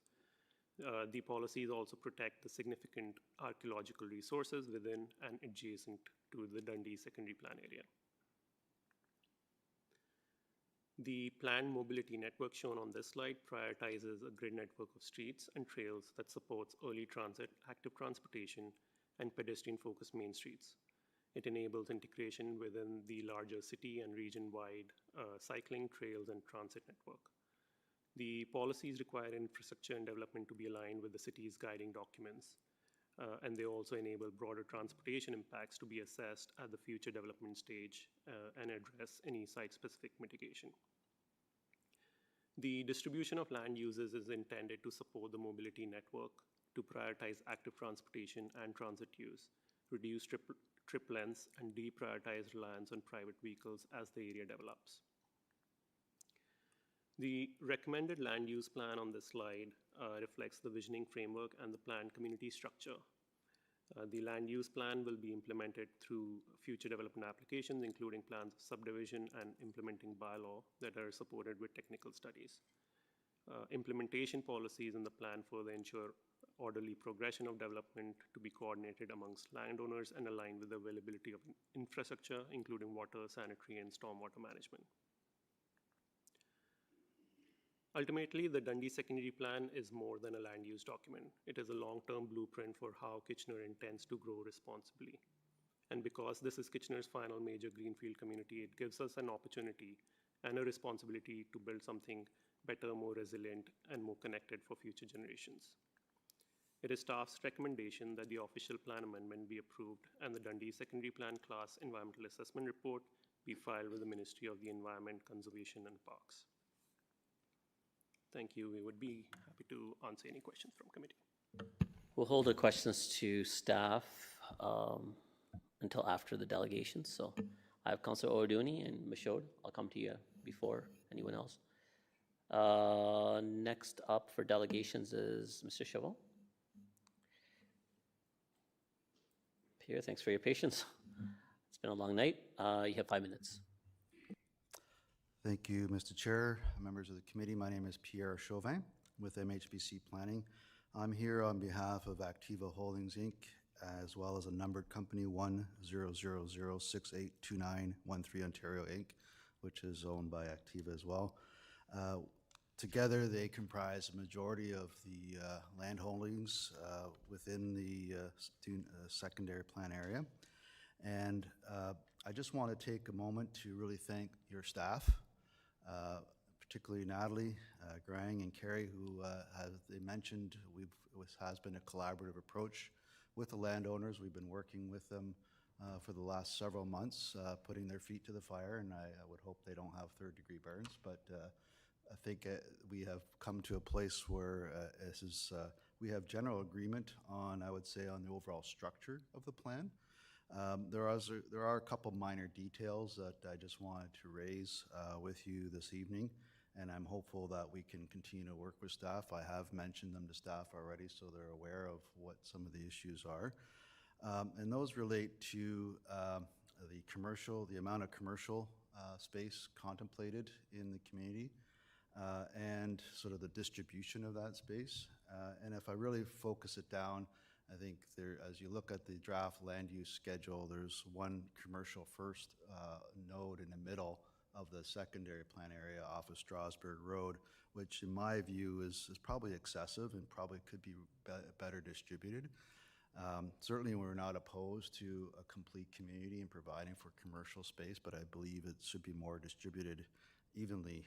When you look at the combination between the commercial first and all the mixed-use land designations that are contemplated, Activa's total land holdings will have about 85% of that share of the commercial space. It's really heavily on Activa's lands. Granted, yes, as I mentioned earlier, they own a majority of the lands, but there are lands along particularly the frontage of Fisher Hallman and New Dundee that perhaps can capitalize on that exposure that more commercial uses typically rely on. So I would ask that they kindly go back, and we've mentioned this to them before, that they redistribute some of that commercial first space, particularly along the Fisher Hallman corridor. And just, I'm surprised, frankly, having been a former school board planner, that the school boards are okay with that amount of commercial next to the contemplated school sites. Well, it's often something we have, when I was a former school board planner, had concerns with potential students wandering off to some of these commercial uses during school hours. So in any event, I would ask them to look at that. The last thing I would ask staff to look at, and perhaps it requires park staff to look into this further, relates to policy 9115 of the draft secondary plan. This is also found in, if you relate it back to the new official plan that's just been released, policy 7160, 7.160, and all relates to the exclusions of things that can't be included in parkland dedication. And one of the things that jumps out at me in subsection M is the exclusion of trails. In all my career as a planning within the city of Kitchener, we've always included trails as part of the parkland dedication. This is kind of fundamental. This is in fact even part of your parks and your places in parks and places, I can't get that, study, you know the one. Places and spaces, thank you. It emphasizes the uses of trails as an important component of the park system. So it kind of, I find it baffling that park staff are suggesting this. And I would suggest that they go back and look at that, as this has been traditionally something that the developers have often provided for, but it was included as part of the parkland dedication. Otherwise, how else are we going to get this connectivity? To me, it is a fundamental part of your park system, and it should be included as part of your parkland dedication. So those are my comments, and I just want to reiterate and thank staff for their hard work. It's been a long road as we've been involved, our company's been involved in bringing these lands on for a number of years, And we're happy to see this finally come to this point, and we look forward to continuing to work with staff to bring this to the finish line. Thank you.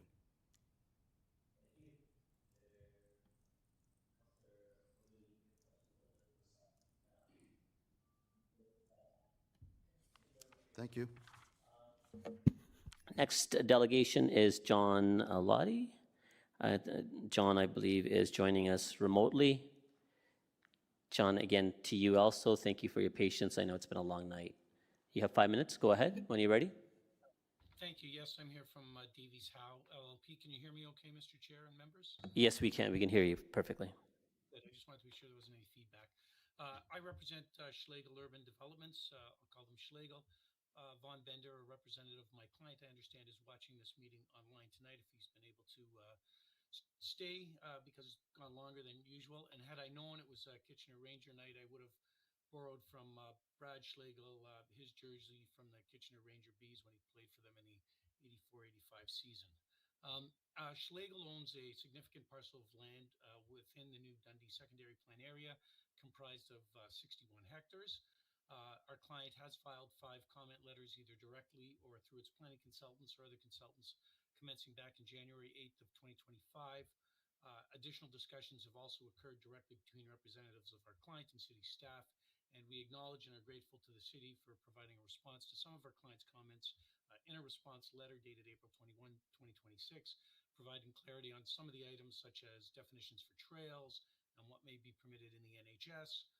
Our firm filed a letter with the clerk earlier this afternoon, setting out a number of our clients' continued primary concerns. And the primary topics of concern I speak to in my letter, and which list is not all inclusive, but I'll go over for you now quickly, relate to the 6 following topics: cultural heritage resources, natural heritage and environment and open space, comprehensive phasing, planning for density, people and jobs, implementation, and school locations on the land use plan, map E. So starting with the first topic area of cultural heritage resources, my client is concerned that map B still identifies its lands at 1878 New Dundee Road as a cultural heritage resource, even though this property is neither listed nor designated under the Ontario Heritage Act. The proposed policy 9.22 requires that vehicular access be maintained to this existing farmhouse until such time as this resource has been conserved. Just want to point out, heritage impact assessment was prepared for this property, and the property only met 1 of the 9 criteria under the provincial regulations. And in order for the site to be designated, it would have to meet at least 2 of those criteria, and it hasn't done that. I think it goes without saying, and most of you probably know this on council, my client has a good record and reputation for preserving heritage structures and resources, but this designation is unwarranted and creates uncertainty for the public and for the landowner. And we believe that policy 9.22 should be deleted and the site should be removed from map B. I think in my letter I refer to it in one instance as map D, but it's map B in all instances. In terms of the second topic, natural heritage and environment and open space issues, map D identifies hedgerows on the Schlegel lands, notwithstanding that my client provided the city with a natural heritage summary report by NRSI, which determined that these so-called hedgerows have been highly impacted by human-made activity and are dominated by aggressive non-native species. On map D, there's also parkland identified on the Schlegel lands in excess of the 5%.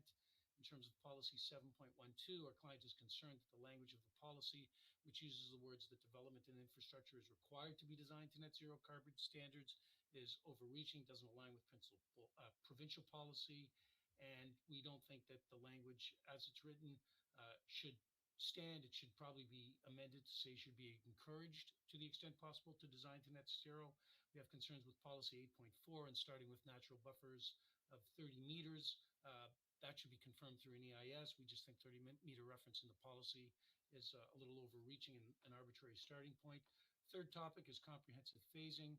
My client supports this principle philosophically, but there's the land use plan shows, for example, swim facilities straddling the property lines of more than one developer or owner, and this has significant implications for a developer being able to proceed because one can hold them up if they can't come to agreements.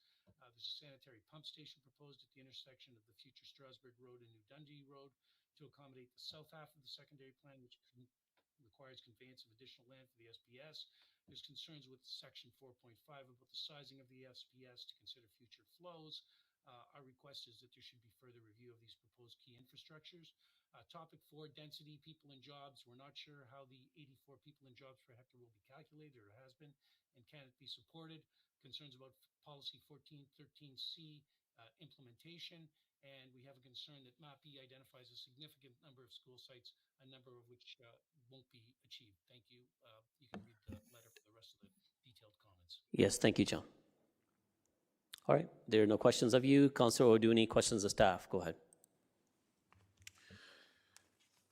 Thank you very much, and I want to thank staff for the great work that they've done with this. I know you've met with Councillor Michaud and I, and all the other engagements that you've had as well. So thank you very much. Two things that have come up to me several times over a period of time from, I guess, people that live in Ward 5 would be a request for a worship center.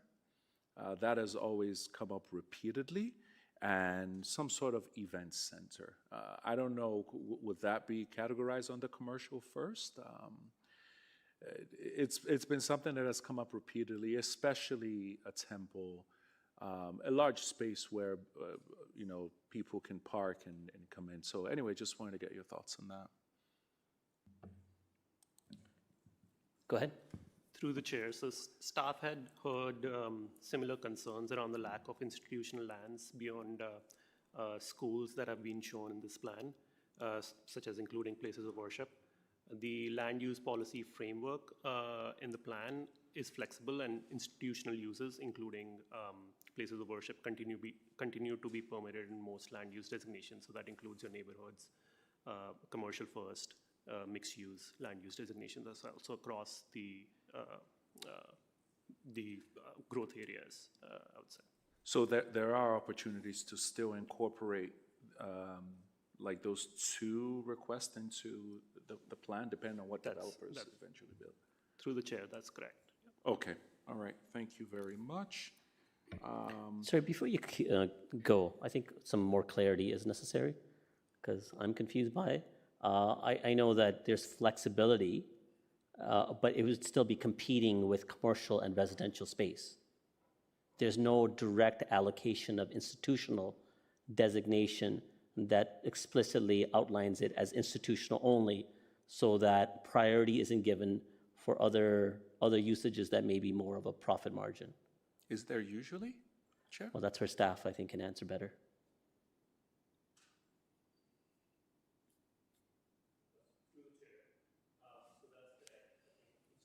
I'm sorry, I didn't catch that. If you can say it.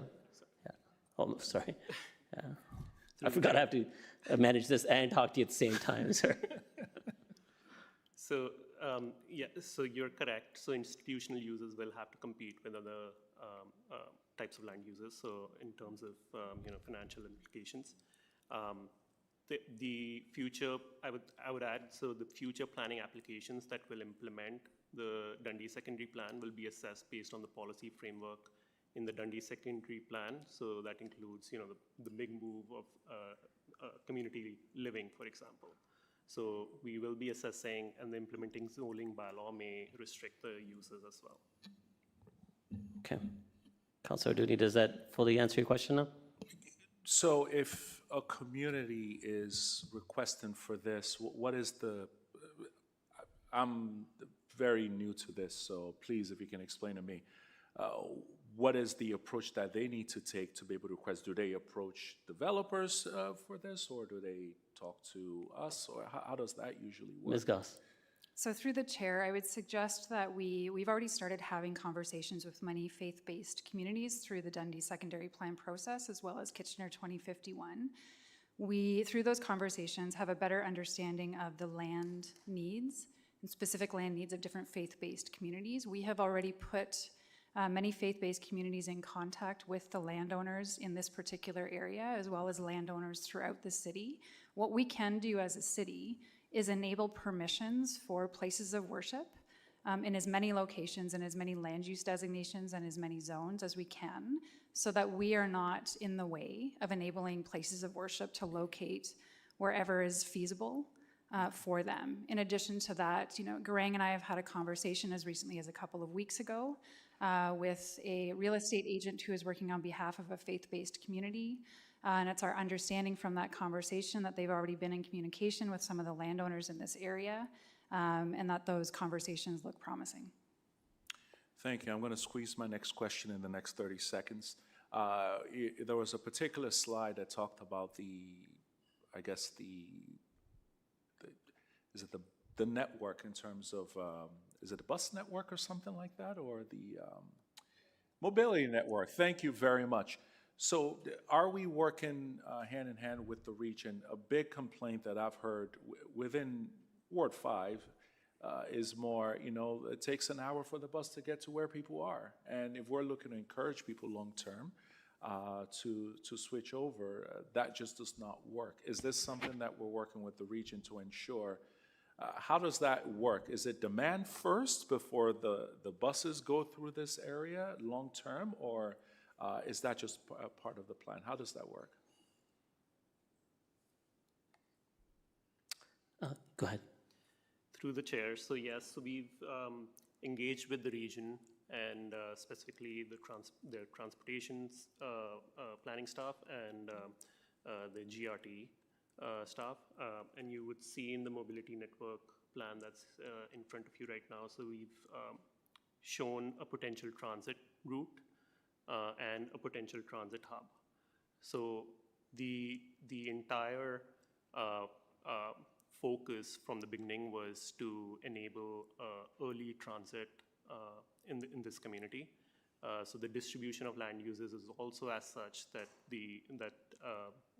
transit and frequent transit is supported by the densities early in the development stage. Okay, thank you. Thank you, Chair. Councillor Michaud. Thank you, and thanks for the presentation. I have a few questions. With regards, can we go back to the commercial space on that map that was showed? No. That one, yes. So the orange marks all the commercial space in the entire southwest area that's going to be redeveloped, right? Or developed. When I compare this to Dune South area, and that's obviously what we would compare it to, which lacks terribly the lack of amount of commercial space. I look at this and I'm not even sure this is enough. And I'm not sure how we can increase that in this plan. Is that possible?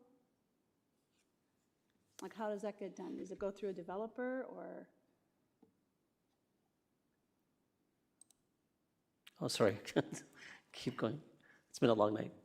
So through the chair, I'll add, so the commercial first lands are, interpreted as being commercial only. They're not. They also permit residential and institutional uses, as well as other designations here. So mixed use lands will also permit non-residential uses, so that would include your commercial space. And the neighborhoods land use designation will also permit sort of compatible small-scale commercial uses. So it's not that like commercial is concentrated in those areas. It may the plan would enable non-residential spaces to be integrated within the neighborhoods as well.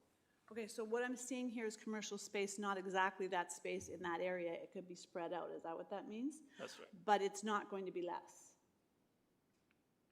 Will that amount, those orange, sorry, those orange blocks on this map, I'm not a planner, those orange blocks on this map are identify the amount of commercial space that can be had in this entire area? Through the chairs, through the land needs assessment that we did in-house, so that's correct. So that includes that represents the minimum amount of land that may be needed, but it also adjusts for, because commercial first land use designation permits residential uses, so it's also adjusts for those needs as well. The commercial first land use designation is permitting up to 12 stories in height, so it's not only restricting sort of like the 1 to 2 stories commercial spaces. So if you want to go higher, residential will be. I'm just required. asking about commercial, period. Like, I'm not asking about residential, and I'll go back to Dune South. There is no commercial, there's not even barely a plaza in that entire area. So I really don't want that to happen out here. So through the chair, so one of the accompanying policies we have is to require a commercial function study for each of these clusters of commercial first lands. So every development application will be required to submit a commercial function study that will establish the minimum required non-residential space that caters to the walkable community within those clusters of commercial first lands. So that will sort of address the minimum required commercial space within this plan area. I think Councilor Michaud is also referencing that she would like to see more nodes as opposed to the overall density. And I think what you're referencing is the fact that where the orange is, that the density allocation is upwards to 12 stories. So there's a lot of commercial mixed-use office space that can be allocated. I think to her point, what she's seeing is she'd like to see more neighborhood commercial spaces that are walkable as opposed to dense spots, but more within different neighborhood nodes. Is that feasible to have smaller commercial resident along the residential zones? Through the chair, so that's correct. So neighborhoods land use designation will enable small-scale compatible non-residential spaces as well. Okay, that's good. And I mean, I hope that we can look back on this as we go into this progress and learn from Dune South, learn what, I'm not saying anybody did anything wrong, but learn what to do differently, I guess, right? That we could make it a more complete community. And I think that's where you're going with this, and I think it's wonderful. Question about the culture heritage, 1878 New Dundee Road. Where does that land? Can that be changed, or how does that work? Or is this too premature to ask that question?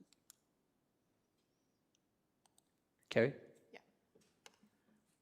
I'm traditionally the environmental planner, not the heritage planner, but from my understanding, it's not a designation per se. It's on the plan because it's been identified as having a value. Okay. Right. So that's what it clearly says on the plan. It's not that it's designated, it's just that it's a resource that has value. Okay. And as part of the consulting work and discussions with our heritage planner, there's policies associated with this particular property to support its inclusion in future developments. But again, through the development process, if there's additional studies and work with our heritage staff, then it can be incorporated or not through future developments, or I don't want to, there's some flexibility there. Okay. Okay. And one more question. Could we go back to that map with all the that one. I'm going to compare Dune South again. I was told when I started on council that trails are identified as park space. When you talk about park space in an area, the trails are part of that, are part of the park space. I think there's lacking some park space in certain areas of Dune South. So are we looking at that differently this time too? I can address that. So the trails and open space, I think if you want to move over to the natural heritage. Well, yeah, there's a couple different plans that tell the story. So the mobility network has been comprehensively thought out, and there is trails identified on this particular plan. Those trails will still have to be looked at as part of that larger development through the subdivision process. Grading and the ultimate zoning and different uses will all play. But we've identified the connections that help define a connected, walkable community. They also tie in with the land uses where the schools and the commercial and the more destination areas would be located. Can you flip to the natural heritage? As well as I can speak to the, the questions about the hedgerows. So we've shown them so that they can be incorporated into our tree management policy review as part of the subdivision process, which we've had in Kitchener for 20 some odd years. We've identified them through this process because they're important and they need to have a closer look at the development stage when we get the zoning and the plans of subdivision. So they're identified there. The policies are flexible again because the hedgerows have to be looked in a comprehensive review as part of the overall subdivision plan, taking into land uses, grading, servicing. And so whenever the plans come in, it could be 5, 10, 15 years from now, we're making sure that the evaluation is done. Trees are also living things, so they change over time. It might not look exactly like this plan when those subdivisions come in, and we do understand that, and the policy speaks to that. Okay. One last question. When we had the meetings, some of the constituents that came to the meetings are concerned about the natural heritage areas, the Jefferson salamanders and the likes of that. Are we cognizant of all the uniqueness out in this area? And do we do our best to save it, some of it? Yes, I can also speak to that as well. So we've, with the cooperation of the landowners who have undertaken a lot of the technical evaluations on these properties, they've shared that information with us, have looked at the habitat for species at risk in this particular area. Now, the definition of habitat has changed recently. We understand that, and so do the landowners. And as part of the additional work in the different permitting processes, we will work collaboratively together as part of the development review process to go through that. But we have a very good natural heritage system that is protected. And then if I can speak to the buffers, buffering that natural heritage system is a preliminary 30-meter buffer. The additional technical work that we'll need to support the development applications will refine those buffers depending on what features and functions happen to be there and the specific type of development. Not all development is the same. Some have different impacts that might need to be mitigated. So we're starting with a 30-meter because that's through our discussions with First Nations and in the community. They felt that that was very important, that the environmental system be protected and mitigated. Okay, thanks. I'm just going to add that this has been a huge body of work that you have all worked on, and I think it's turning out quite nicely, so thank you. Councilor Shorty used up her comment time as well, so that's where the extra 5 minutes went to. Councilor Davey. Yeah, I'll use mine as well. Just, yeah, this is a great body of work. I'm happy to see it. Actually, Councilor Michaud asked like the questions that I was interested in. I just want to clarify, though. I don't think I heard a direct answer. I believe the delegation said, and I could be wrong, in the past, trails counted towards parkland dedication, and now they do not. Is that the case? And if so, why? I'm not familiar with the history of that.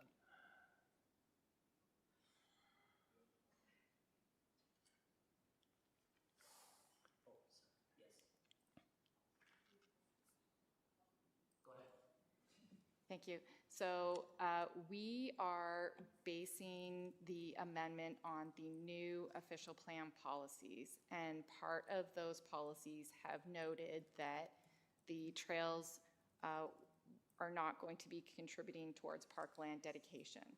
And so I don't have any of the background information to speak to that particular change. We can speak with the delegation and staff to determine when and how we can respond to that going forward. Yeah, please do, because I don't personally remember that, and that does seem like something that landowners would have had an issue with at the time, or at least raised, and I don't recall it. So if we can get some clarification for council, I'd appreciate that. And again, just to follow up on the cultural heritage landscape property that was raised. So again, I know you're not a heritage planner, but if we could just get some context on that in terms of the implications, because there was a reference to concern that it would hold up potential development in this area, and there was also reference to the not meeting the criteria for an individual property. So if we get some information from that as well in advance of the final, like the ratification for this on council, I would appreciate that, okay? Thank you. Ms. Goss, do you want to comment on the trails? So through the chair, I can add a couple of things on the parkland and trails. And so as Carrie mentioned, through the new official plan and then through the secondary plan, we are wanting to be more transparent, provide some clarity on what is considered acceptable park space. And so we have been working with our colleagues in parks as well as development engineering. And parkland dedication is required to meet development manual standards for active park spaces. And what we mean by park spaces is that they're programmable. They're able to be used for people to stay and enjoy for a particular purpose. And that's the type of parkland that would serve a parkland need for the community. So trails continue to be important. And as you can see through the maps that we've shown in our presentation, the trails continue to be important, but they're part of an active transportation network to provide those connections across the community. They both play unique and different roles, and they work well together. But the parkland space that is needed within this community is programmable parkland space. On the cultural heritage matter, what I can add is that we understand, based on the work that we've done, that it doesn't meet the threshold to become a designated property, and so it won't be designated, and we've had those conversations with the property owner. There is still some cultural heritage value identified, and so we've shown it on the map, and should through the future development applications it be determined that that resource cannot be retained because it's not designated, they have the ability to apply for demolition control. If more information is known through that process and we can obtain more information to indicate that it should be a designated property, we will work with the property owner through that process. I would suggest that there's enough information at this time that, as was indicated by the delegation, there's only 1 of 9 criteria met. But until we get through a subdivision process and understand whether that resource can be incorporated, we felt it was necessary to show it as a potential in the secondary plan, and there's policies that speak to its ability to kind of adapt and change as things move through the subdivision process. Sorry. Yeah, sorry, I queued out because I wasn't expecting a response right away. Yeah, thank you for that.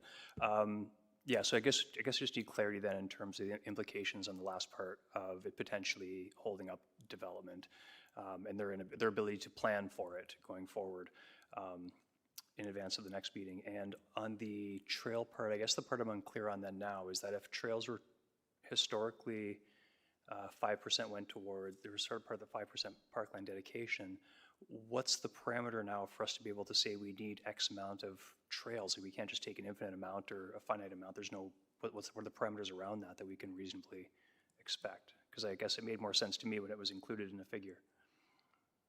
If you don't know the answer to that too, you can follow up. I think staff are taking that as a comment that we'll look at as part and have the consultation with the developers that have raised the question. I think Councillor Deneau is bringing forward an amendment to the motion. Councillor O'Dooney. Oh, sorry. Did I say Deneau? Oh, I'm sorry. O'Dooney, Deneau, you can't tell the difference between the two. O'Dooney is going to bring forward an amendment that addresses for staff to consult with the development community as well as the delegates that have raised the question regarding, I guess, the trails and a few other items that they have raised as well, and bring that back as a report, or I think communicate back with council as to the changes that prior to the council meeting. Yeah, thank you.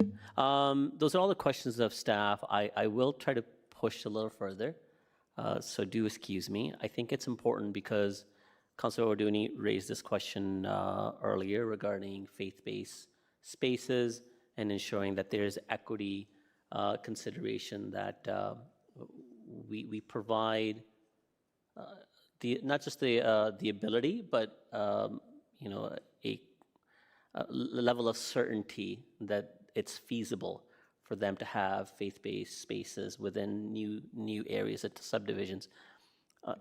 Before I raise my question and concern, I'll ask staff, how did we do it before? Follow me through decades past in the 60s and the 70s, the 80s, where we see a lot of our churches. How were those designated spots outlined?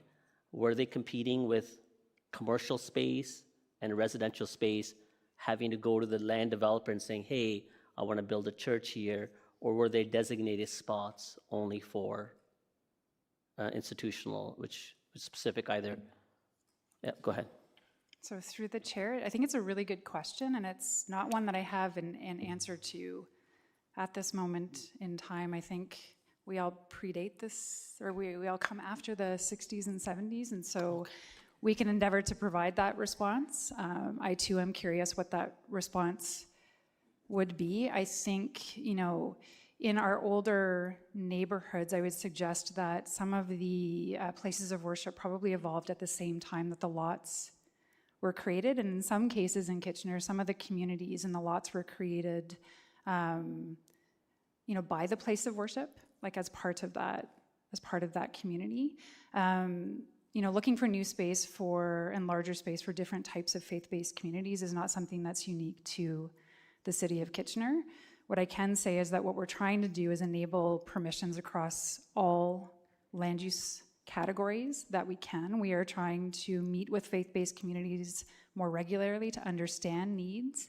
And that's why it's important that we have relationships with landowners and the development community to try to connect folks early in the process, like we've done with the Dundee secondary plan, so that they can have conversations directly with the landowners and explain their needs to try to leverage some land opportunities as early in the process as possible. So how can we provide that certainty that through the conversation, rather than allowing a environment to facilitate conversation, rather than allowing, because again, the fact of the matter is, as a diverse community, and we have a changing format of our community, many communities may not have the, I guess, the longevity of being in the community, of having past relationships with the development community, knowing how to advocate adequately for themselves. So they are at a disadvantage. And so that's why ahead of time, allocating certain space helps them to ensure, at the very least, there is certain amount that's earmarked towards faith-based, as opposed to, you know, them having to negotiate. And the next part I want to, and again, this is part of a larger discussion, and I'm not asking staff just to answer it, but please carry this conversation forward.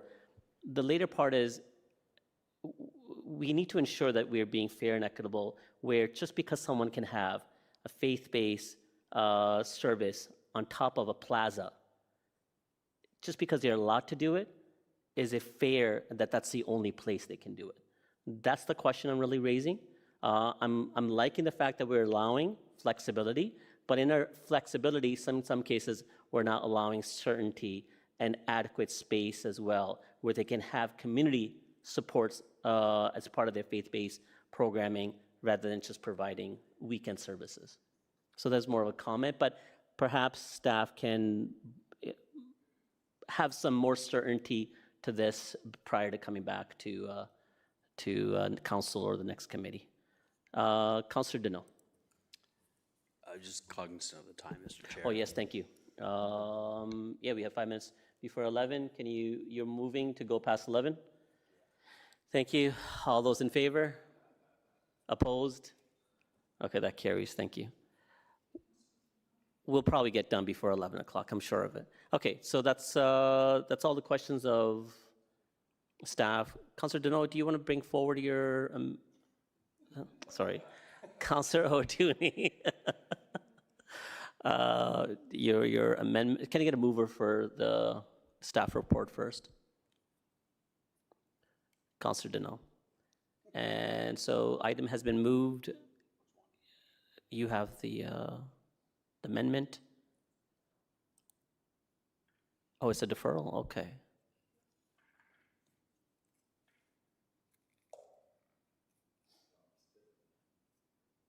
Yeah.